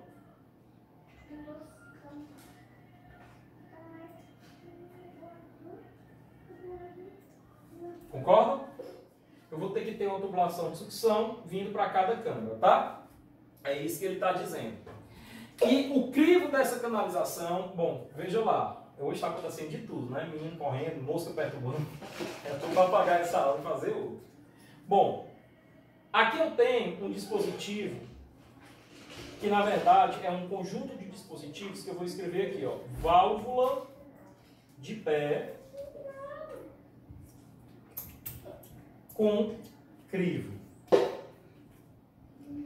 Do jeito que as pessoas falam, dá a entender que é uma válvula só que tem um acessório chamado crivo, mas na verdade são dois elementos. Um elemento é a válvula de pé, o outro elemento é o crivo, tá? Cada um tem uma função diferente. A válvula de pé, ela tem uma função semelhante à válvula de retenção que a gente coloca bem aqui. Bem aqui, a gente vai colocar uma válvula de retenção. Por quê? Já expliquei. Na hora que eu desligo a bomba, que a água que estava nessa tubulação quiser descer, ela não vai mais descer voltando para a bomba, tá? Essa bomba parece que está flutuante, né? Mas não, ela é apoiada aqui, tá? Bom, esse é o primeiro detalhe. E da mesma forma que na hora que eu desligo essa bomba, essa água que estava dentro da tubulação de recalque, por inércia vai perder velocidade, vai voltar, desejando voltar para a bomba e a válvula de retenção impedindo. Da mesma forma, a tubulação a água que estava na tubulação de sucção, ela também vai querer voltar para cá. E aí nós temos um outro problema que é o seguinte: se essa tubulação estiver vazia, estiver com ar dentro, na hora que eu for ligar novamente a bomba, a primeira coisa que vai ser sugada para dentro da bomba é o ar. Pessoal, isso eu não posso permitir em hipótese alguma. Eu tenho que evitar um fenômeno chamado cavitação da bomba, que nós vamos estudar muito isso lá em abastecimento de água. Eu tenho que estudar muito a cavitação. E uma das coisas que eu tenho que impedir é a entrada de ar, né, ou a admissão de ar que estava dentro da tubulação de sucção para dentro da bomba. Então, a válvula de pé ela vai ter essa finalidade. Na hora que eu paro a bomba, na hora que a torneira de boia lá do reservatório superior para a bomba automaticamente, ou que alguém para a bomba manualmente, essa válvula aqui ela imediatamente fecha, impedindo que a água retorne para dentro do reservatório, abandonando a tubulação de sucção, tá? Filho, por favor, deixa o papai dar a ordem dele, né? Por favor, viu? Bom, ok, pessoal? Então, essa é a função da válvula de pé, tá? E o crivo, ele tem uma função diferente. O crivo, ele é uma espécie de telazinha que tem a função de impedir que o lodo de fundo que tem aqui no fundozinho desse reservatório seja sugado para dentro da tubulação. Essa água tem que estar com a melhor qualidade possível para passar dentro da bomba. A bomba realmente, como centrífuga, realmente, ela é um dispositivo sensível, tá? Então o crivo ele tem essa finalidade. Vimos aqui a finalidade da válvula de pé e vimos aqui a finalidade do crivo. Outro detalhe, essa distânciazinha que eu coloquei aqui, essa distânciazinha aqui, bem pequenininha que eu representei aqui, ela tem um valor por norma, que é esse valor de 10 centímetros, tá? Por quê? Porque se eu colocar isso daqui mais distante do fundo, se eu colocar, por exemplo, bem aqui, eu vou sugar a água só até aqui, ó. Né? Então, quer dizer, eu vou estar pegando o meu reservatório inferior e anulando a capacidade dele. Né? Eu dimensionei para uma capacidade, mas quando foi na hora de colocar a minha tubulação, eu só coloquei até a metade. Então, eu não vou estar utilizando essa água aqui abaixo porque ele não chega lá. Né? Então, realmente, essa tubulação tem que ir o mais profundo possível. E o mais profundo possível é faltando 10 centímetros para o fundo, ok? Que é o que está escrito aqui, ó, pelo menos 10 centímetros do fundo, para evitar a sucção de lodos, ok? Então, todos os elementos estão sendo explicados aqui.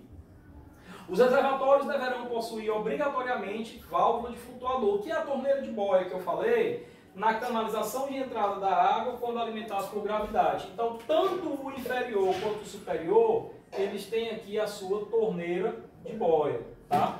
Tanto o superior quanto o inferior, eles têm a sua torneira de boia. Mas eu vou me permitir explicar melhor o funcionamento da torneira de boia no slide adequado, no slide dela, tá? Vai ter um momento para isso, para a gente não perder o nosso tempo, tá? Vamos para frente, está acabando, pessoal. Vamos lá. Só um instantinho. Vamos lá. Os reservatórios superiores devem ficar com o fundo, no mínimo, a 80 centímetros acima do piso do compartimento para facilitar acesso aos barriletes e encanamentos de limpeza. Pessoal, professor, não entendi esses 80 centímetros. Preste bem atenção. Imagina um prédio, peço que você acompanhe comigo essa imaginação aqui, tá? Imagina um prédio que tem 20 pavimentos. Você sobe de elevador até o 20º, que é o último pavimento que tem apartamentos, o último pavimento tipo. Mas perceba que a escada de incêndio, a escada do prédio, quando ela chega no 20º, ela não morre ali, ela não termina ali. Você tem uma portinha e a escada continua, mas ali é a portinha fechada, né? Não porta, não grade. Só quem passa ali é o síndico, o zelador, o pessoal autorizado, né? E essa portinha dá acesso a mais um pavimento, onde esse pavimento é interessante. Você tem lá a sua laje de fundo, né? Você anda nela. Só que bem aqui, acima da sua cabeça, tem uma laje. Só que detalhe, acima da sua cabeça, na verdade, a 80 centímetros. Você está aqui, ó, nessa altura. E você anda assim, ó, 80 centímetros de altura. Por qual motivo? Porque aqui em cima está a laje de fundo, que na verdade, uma laje acima da sua cabeça, que na verdade é o fundo da caixa d'água. É o fundo do reservatório superior.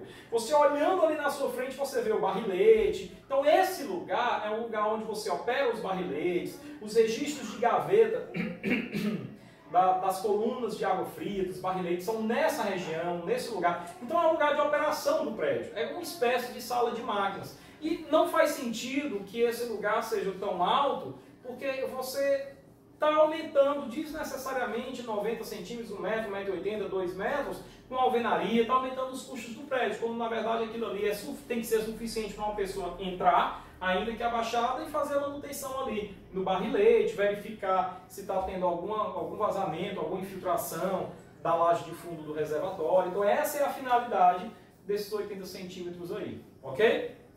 Para frente. As canalizações de esgoto devem ficar afastadas dos reservatórios enterrados, das cisternas. E as tampas dos reservatórios devem ficar elevadas, pelo menos 20 centímetros acima do solo e de qualquer modo inacessíveis às infiltrações ou às inundações de águas pluviais. Pessoal, quando você fala de térreo, que é lá onde vai estar a sua cisterna, você tem que ter cuidado com a declividade do térreo. Você tem que ter cuidado para ver se a água de enxurrada, a água pluvial não vai passar por cima da tua caixa, da tampa da tua cisterna. Se isso acontecer, a chance de infiltrar água ali para dentro da cisterna é enorme. A chance de contaminação, fezes de ratos, baratas, insetos, adentrarem no teu reservatório inferior, na tua cisterna, é enorme. Então, para evitar isso, você faz uma cisterna ou realmente mais elevada, 1,20 m, 2 metros, onde você tem uma escadinha, um lugar mais alto, ou você realmente faz ela 20 centímetros mais elevada do solo, porque a norma manda, tá? Isso impede que a água da enxurrada, a água corrente ali da enxurrada de água pluvial, do escoamento, passe por cima da caixa, mas que passe lateralmente, sem contaminação. E em hipótese alguma, colocar ali, por exemplo, bujão de resíduo sólido, né? Ou colocar esgoto ali perto, dimensionar esgoto ali perto, em hipótese alguma, para evitar a contaminação da água lá na cisterna, ok? Então essa é a ideia desses 20 centímetros. E nenhum depósito de lixo poderá ficar sobre qualquer reservatório de água, inferior ou superior. Tranquilo? Tudo isso aqui é da norma. Pessoal, leiam a norma. Eu quero deixar claro o seguinte, modéstia à parte, os meus slides são muito bons, vocês sabem disso, são meus alunos, são muito completinhos, mas você tem que estudar instalações hidrossanitárias, você não tem que estudar o slide do professor, tá? O slide é uma ferramenta, é uma coisa a mais, mas estude pelo slide sim, mas pegue a norma e leia de cabo a rabo, tá bom? Para frente, estamos terminando. Aqui é mais do mesmo, né? Aqui eu vou falar sobre o extravasor. É uma canalização destinada a escoar eventuais excessos de água dos reservatórios e das caixas de descarga, ok? O extravasor é a última parte da aula de hoje, tá? Então nós temos aqui o extravasor, ou ladrão, tá? Agora, esse extravasor, ele tem duas coisas para falar. Ele tem algumas partes que a gente precisa mencionar. Eu vou logo aqui apagando a lousa, porque eu vou precisar desenhar aqui o extravasor no nosso trechinho de lousa. Ficou bom, não ficou? Ficou adequado aqui em casa? Que ficou como uma aula normal, né? Você tem os slides aparecendo, tem a minha aparecendo e tem a minha lousazinha aqui adaptada, né?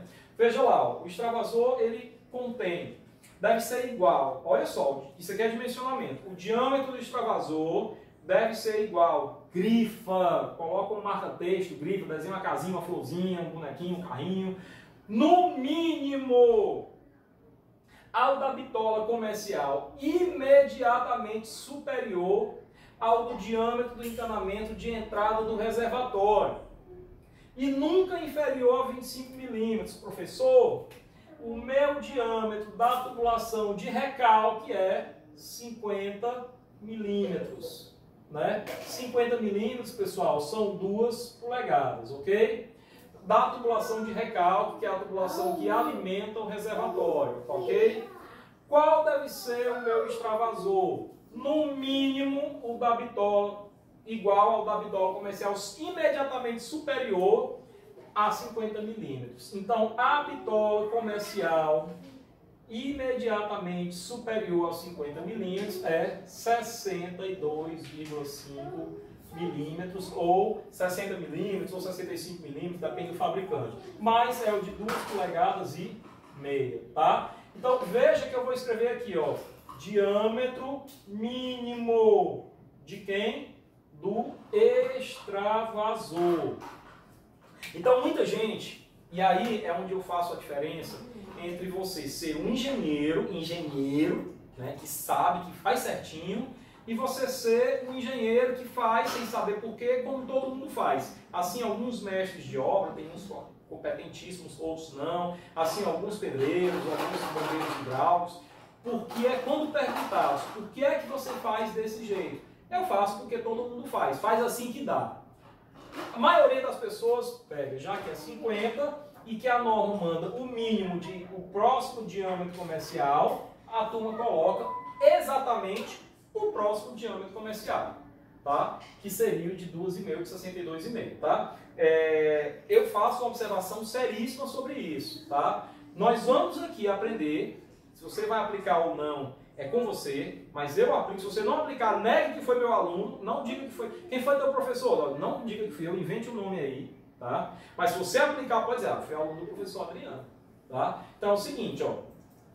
No mínimo a bitola comercial, podendo ser a segunda bitola comercial maior, ou seja, podendo ser o 75, podendo ser o 100, podendo ser o 150, ok? podendo ser maiores, a segunda bitola, a terceira bitola, a quarta bitola superior ao do diâmetro de recalque. Mas vamos entender.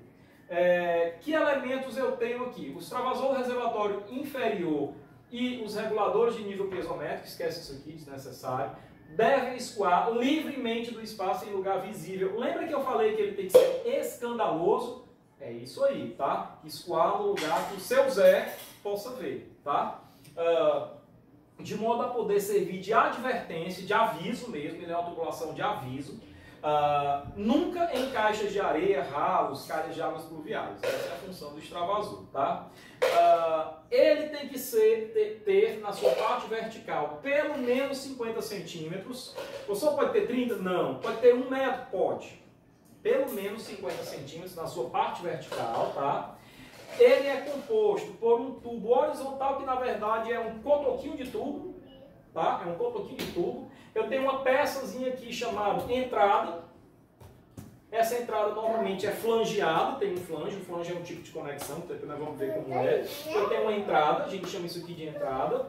Aí eu tenho aqui uma conexãozinha, um tubozinho bem pequenininho, bonito. Uma conexãozinha, um joelho 90 graus, né? E aí o tubo de pelo menos 50 centímetros. Então, um tubo horizontal, um joelho, um tubo vertical de pelo menos 50 centímetros. Na extremidade, preste atenção nisso, ó, na extremidade eu tenho que ter uma conexão chamada alargamento, que vai do diâmetro que você adotou para o próximo. Professor, o meu extravasor, ele tem 2,5 polegadas. Então, o teu alargamento ele vai ser de 2,5 polegadas para 3 polegadas, tá? Então, ele começa ali com 2,5 polegadas e ele vai para 3 polegadas, ok? 2,5 polegadas e vai para 3 polegadas. E lá na ponta eu tenho que ter uma telazinha, tá? Essa telazinha é o que vai garantir que os insetos não entrem, os roedores, não roedor não, mas inseto, ok? Então é uma peça que visa a questão sanitária, ok? Bom, beleza. Uma vez falado disso, agora nós vamos falar aqui do extravasor, para finalizar, da questão do dimensionamento, certo? Ó, quero que vocês prestem atenção no que eu vou fazer aqui. Ó. Aqui está escrito o seguinte, eu tenho aqui o meu reservatório, eu tenho aqui o meu nível da água máximo, nível da água máximo, eu tenho aqui o teto do meu reservatório, a tampa do meu reservatório, ok? E eu tenho aqui o meu extravasor, ok? E eu tenho aqui o meu extravasor, tá? E aqui tem uma altura Hzinha que eu vou voltar para essa figura e vou colocar esse Hzinho bem aqui, ó. Tem outra figura que aparece aqui acima. Ah, não, então é mais na frente. Eu tenho que ter aqui, o H é isso daqui, ó. H, tá? Eu tenho que ter aqui um certo valor de H.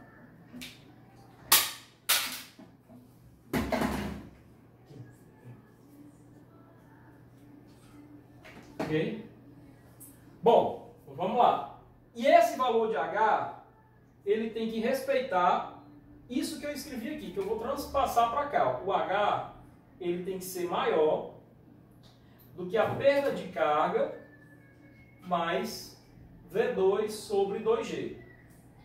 Então eu prefiro escrever isso dessa forma. Ó. Eu prefiro escrever assim, ó, que o H mínimo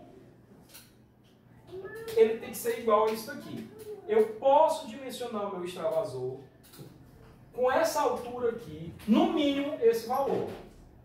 Então são duas coisas sobre o dimensionamento do extravasor. Primeiro, é o diâmetro dele que tem que ser no mínimo a bitola comercial superior, a primeira bitola comercial superior ao do diâmetro da tubulação de recalque. Essa é a primeira observação. E a segunda observação é que essa altura mínima tem que ser dada por isso daqui. Aí aqui ele colocou perda de carga de PAD mais V2 sobre 2G. Ó, vamos lá. O que é que ocorre? Deixa eu dizer uma coisa para vocês. Você estudou hidráulica, você estudou mecânica dos fluidos, né? Se esse nível da água chegar aqui,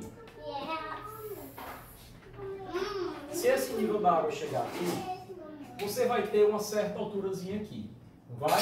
Eu vou chamar aqui de H1. Tá? você vai ter aqui uma certa altura H1. Mas se esse nível da água chegar aqui, você vai ter uma outra alturazinha aqui, que eu vou chamar de H2. Né? E assim por diante, H3, ok? Agora, perceba o seguinte. Quanto menor for esse valor, essa alturazinha aqui, quanto menor, logicamente, mais longe está de transbordar, ok? Porém, quanto menor eu tiver isso aqui, menor vai ser a pressão. Quanto menor for essa altura, menor vai ser a pressão que a coluna líquida que tem acima da tubulação exerce sobre a tubulação, e menor vai ser a velocidade com que a água vai sair daqui. Então, essa carga cinética, V2 sobre 2G, ela vai ser diretamente proporcional a essa altura aqui. Ou seja, quanto maior for essa altura, maior vai ser a velocidade com que a água vai sair e maior vai ser a capacidade que essa tubulação com o diâmetro que você escolheu vai ter para eliminar. Certo? Então, a questão é que é o seguinte, essa altura vai ter que ter um valor tal, de modo que tenha uma capacidade de escoar com uma certa vazão, que velocidade implica em vazão, já que Q é igual a AV, a equação da continuidade.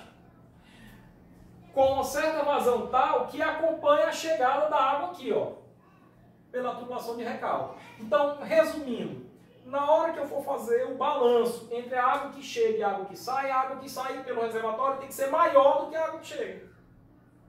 A capacidade de vazão de saída tem que ser maior do que a capacidade de vazão de entrada. Por isso que o diâmetro tem que ser no mínimo uma bitola comercial maior, e isso ainda não é garantia.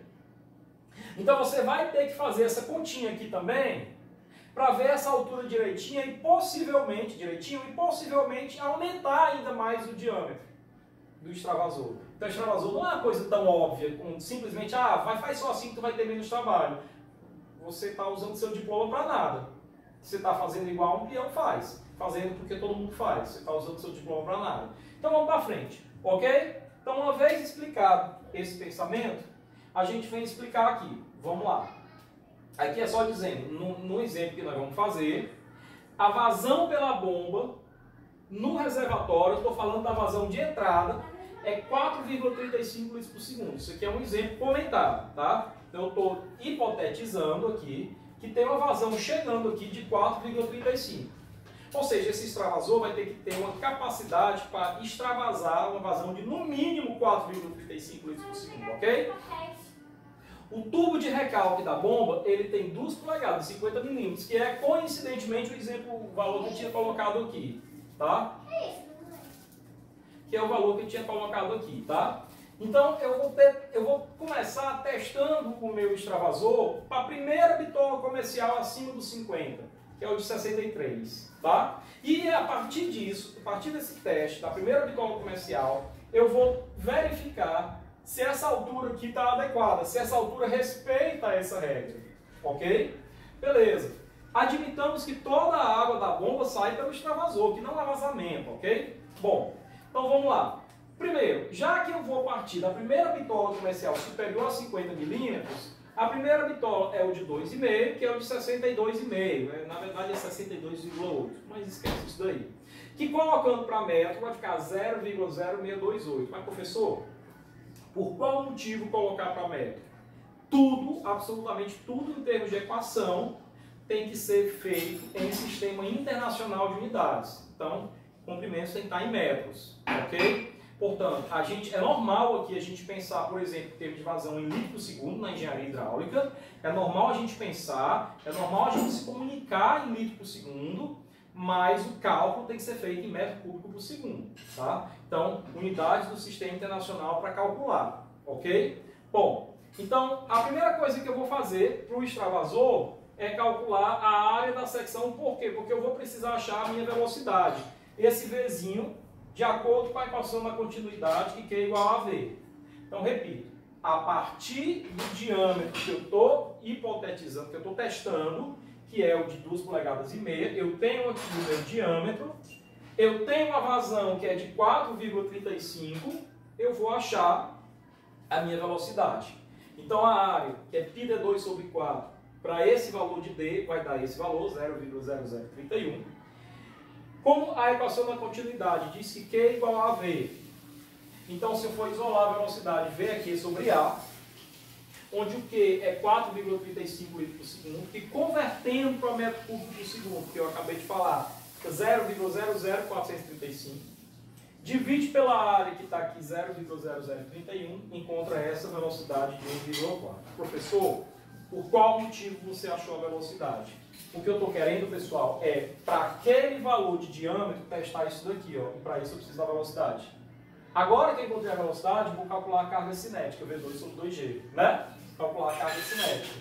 Então, a carga cinética V2 sobre 2G vai ficar aquela velocidade ao quadrado sobre 2G, deu esse valor, aproximadamente 0,01, né? 0,0099 dá 0,01, ok? E eu também, ok, esse fator aqui está ok, mas agora eu vou calcular perda de carga. A perda de carga no extravasor, né? Então, lembrando que como extravasor é uma peça que tem um certo comprimento de tubulação, ou seja, ali eu tenho uma perda de carga distribuída naqueles 50 centímetros, mas eu também tenho uma perda de carga localizada em cada uma das conexões que ali eu tenho, e que eu já citei no outro slide faz zero, né? Então, eu vou ter aqui uma entrada de 2,5, né? Aí você vai em qualquer tabela, em livro de hidráulica, em livro de instalações hidrossanitárias, você encontra para aquele material, que no caso aqui pode ser o PVC, para aquele material, para aquele diâmetro, para aquela peça, a perda de carga, o comprimento, perdão, equivalente, né? Então, professor, eu não lembro o que é comprimento equivalente. Então, para a aula e vem comigo para ver o que é comprimento equivalente. Perda de carga, pessoal, ela é distribuída quando é ao longo de uma tubulação ou localizada. Então, na perda de carga distribuída, se eu tiver 1 metro de tubulação, para esse 1 metro ele vai ter uma perda de carga lá, né? Distribuída ao longo desse 1 metro, ok? A perda de carga localizada é calculada pelo método dos comprimentos equivalentes. Ela diz o seguinte: o que é um comprimento equivalente? É o seguinte: eu tenho uma peça. Qual é a minha peça? A minha conexão é a entrada de tubo de 2,5 polegadas. Essa peça tem uma perda de carga, né? Que é uma perda de carga localizada nessa peça. Então, para esse valor de perda de carga, para esse valor, fixa esse valor aí mentalmente, cria um valor, imagina um valor mentalmente, guarda na tua mente. Para esse valor, eu faço a seguinte pergunta: se essa peça não fosse uma entrada e fosse um tubo de mesmo diâmetro, que comprimento esse tubo teria que produziria essa mesma perda de carga? Entendeu a pergunta? Para esse comprimento, para essa pergunta, a resposta é o comprimento equivalente. Então, se essa entrada de tubo fosse um tubo de 2,5 polegadas, ele teria 90 centímetros de comprimento para produzir a mesma perda de carga. Ok? Beleza. Então, eu pesquiso nas tabelinhas lá o comprimento equivalente dessa entrada, 0,9. Do joelho, se o joelho fosse um tubo, se o joelho de PVC de 2,5 polegadas fosse um tubo, que comprimento esse tubo teria para produzir a mesma perda de carga que o joelho produz? 2 metros. O tubo é o tubo, né? Se o tubo tem 50 centímetros, o tubo já é perda distribuída. Ele não tem que converter. Ele já é perda, basta ver, já é perda distribuída. Basta ver o comprimento real dele. Como o comprimento real do tubo é 50 centímetros, está aqui. O alargamento, como eu falei, daquele diâmetro para o próximo comercial, que eu até escrevi aqui naquele momento, equivale a uma perda de carga ao comprimento equivalente de 1,4. Somo todos eles, vai dar um comprimento de 4,8. Né? Bom, caminhando para frente, aí vem mais um detalhinho. Ábaco de Fer-Whipple-Seal. Ó, toda a equação de perda de carga é equação de perda de carga. Eu quero que vocês me digam o seguinte: quais são as equações de perda de carga que vocês conhecem? Eu sei que a primeira que vocês vão me dizer, eu não gosto muito, mas vocês vão me dizer Hazel-Williams, que por uma questão de espaço eu vou abreviar, chamar de HW. Hazen-Williams, ok? Essa equação, ela diz o seguinte, ó, J é igual a 10,65 vezes Q elevado a 1,85, C elevado a menos 1,85, D elevado a menos 4,87. Essa é a equação de Hazen-Williams. Mas a principal equação de perda de carga que a gente tem é a fórmula universal, que é a fórmula de Darcy-Weisbach, que é a fórmula universal. A fórmula universal, ela diz o seguinte, que ΔH é igual a 0,0827 FLQ2 sobre D5. Bom, eu não preciso colocar outro para perceber o seguinte.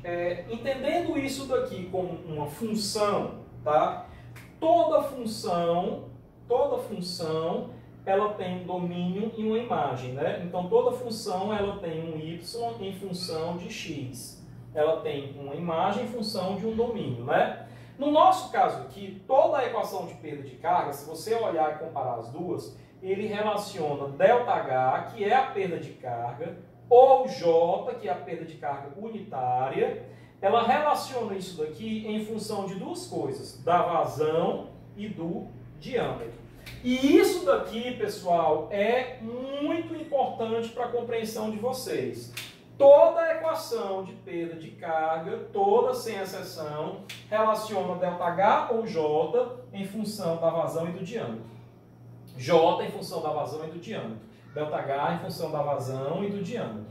Né? Professor, mas qual é a diferença entre J e ΔH? Posso pegar um espacinho aqui, ó?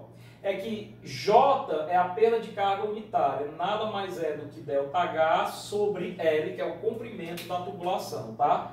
J nada mais é do que ΔH sobre L, que é o comprimento da tubulação, ok? Então, tanto faz expressar em função de ΔH ou J, tá?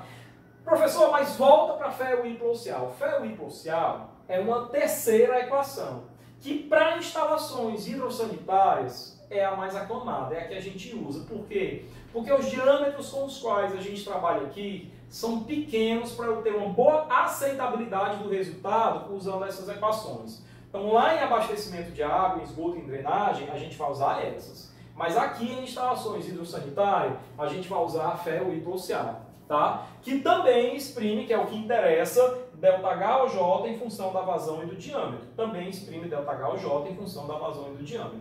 Ok? Bom, por que aqui está escrito ábaco? Porque o livro, ao invés de colocar a equação de ferro hipoxial, e existe a equação sim, ele coloca um ábaco, porque nesse ábaco ele representa a equação para vários diâmetros, para vários elementos, para vários materiais, ele coloca várias curvas. Na prova, ou no trabalho que nós vamos fazer, eu vou colocar a equação igual a essas. Vou colocar a equação que você vai usar. Lembre-se, você vai ter três coisas, ΔH ou J, Q e D. Vai ter duas, você vai precisar calcular a outra. Tá? Simples assim, ok? Então, lógico que a primeira já é o diâmetro de 2,5 polegadas, que é o que eu estou testando, então eu já tenho o diâmetro. A segunda já é a vazão, que eu já tenho a vazão. 4,35 litros por segundo. Então, se eu já tenho o diâmetro e a vazão, eu vou calcular quem? A perda de carga ou a perda de carga unitária. Tá? Nesse caso, a equação de ferro hipoxial, ela relaciona com Q e D o J. Então, nesse caso, eu calculo a minha perda de carga unitária. Repito, aqui está escrito ábaco, porque eu tirei isso aqui do livro, e lá no livro tem o ábaco. Mas na prova vai ter a equação. Você lança lá o seu diâmetro em metro, viu? Isso aqui é 2,5 polegadas, 0,00628 metros, tá? E essa vazão também em metro cúbico por segundo. Aí você acha o J, ok? Sistema internacional, anote isso, tá? Se eu tenho o J, aí como é que eu vou calcular o ΔH? Ora, se eu tenho o J, quem é ΔH? ΔH é igual a J vezes L, né? Então, ΔH é igual a J vezes L. Portanto, se eu tenho o J 0,068 e o L que eu calculei no slide passado, 4,80 metros, que é o comprimento total, a minha perda de carga total dá 0,326. E aí, finalmente, eu volto para cá, ó. E agora, a minha altura mínima ali vai ser 0,326 com a carga cinética que eu já tinha calculado, que dava 0,099, tá? 0,336. Eu acho que era 0,0. Depois vocês olham lá se tem algum errinho aqui, tá? 0,336. Pessoal, 0,336 é 33 centímetros. 33 centímetros. Passando de metro para centímetro, 33 centímetros.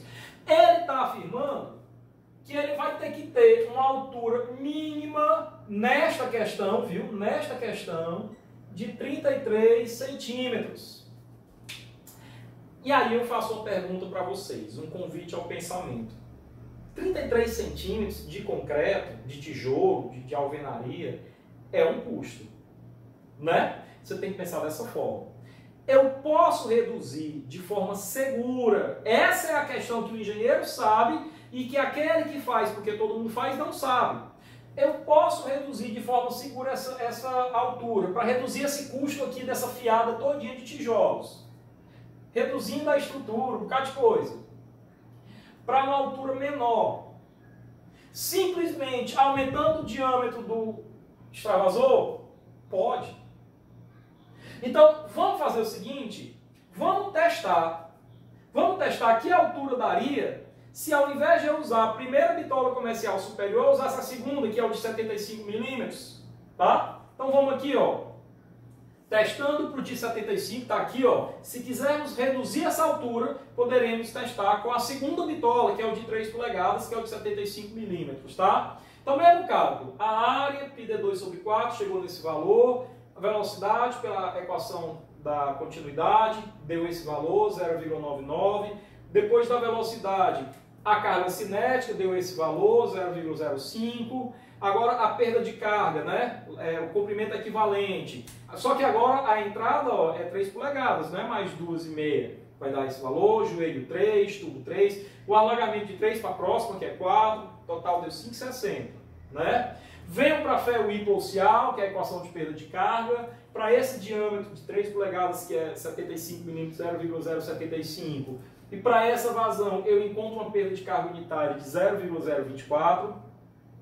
Multiplico essa perda de carga unitária pelo comprimento total, para encontrar a perda de carga total, deu 0,13. E somo finalmente para encontrar a altura mínima agora, ó, 0,13 com 0,05, 0,18. Olha, caiu, pessoal, de 33 centímetros para 18 centímetros. Caiu uma fiada de tijolo. Muita coisa, né? Então, perdão, caiu para 18 centímetros. Deu a mesma segurança, caiu para 18 centímetros. Então, olha só, se as pessoas mais leigas, aquelas do tipo, faço assim porque todo mundo faz, recomendam uma bitola comercial maior, mas não sabem por quê, se for para fazer sem cálculo, se você tiver com preguiça de fazer, respeite os 30 centímetros e ainda assim coloque a segunda bitola comercial maior. Você está falando de 50 centímetros de tubulação, isso não é nada do custo, né? Então vale a pena. Então veja que o cálculo do extravasor não é tão simples. Não, eu estou saindo do meio, eu fico na frente, né? Ele não é tão simples, né? Ele requer o conhecimento dessa altura também, tá? Então espero que tenha dado para entender, espero que você tenha entendido o extravasor. Qualquer coisa, você tem a possibilidade, diferente da aula presencial, de voltar ao vídeo e assistir esse trecho novamente e ainda de anotar a dúvida e trazer para os nossos encontros virtuais, tá? Com isso daí, a gente encerra essa aula cheia de percalços. Mais uma vez eu peço desculpas a vocês, pessoal, a gente está gravando em casa, tem filho, nessa aula aqui apareceu um negócio ali no computador, aí travou, aí o meu filho fez zoada, bateu aí no tripé onde está o celular, fez a maior extravagância aqui, é normal, né? Acontece isso daí, então é até natural, né? Até deixar isso de forma bem natural. Já que eles estavam brincando aqui, se arrastando aqui, fazendo graça, eu peguei, botei nos braços. Teve uma hora que tive que fazer cara feia para eles saírem, né? Porque senão ia terminar de atrapalhar. E salva a bomba para vocês, até a próxima.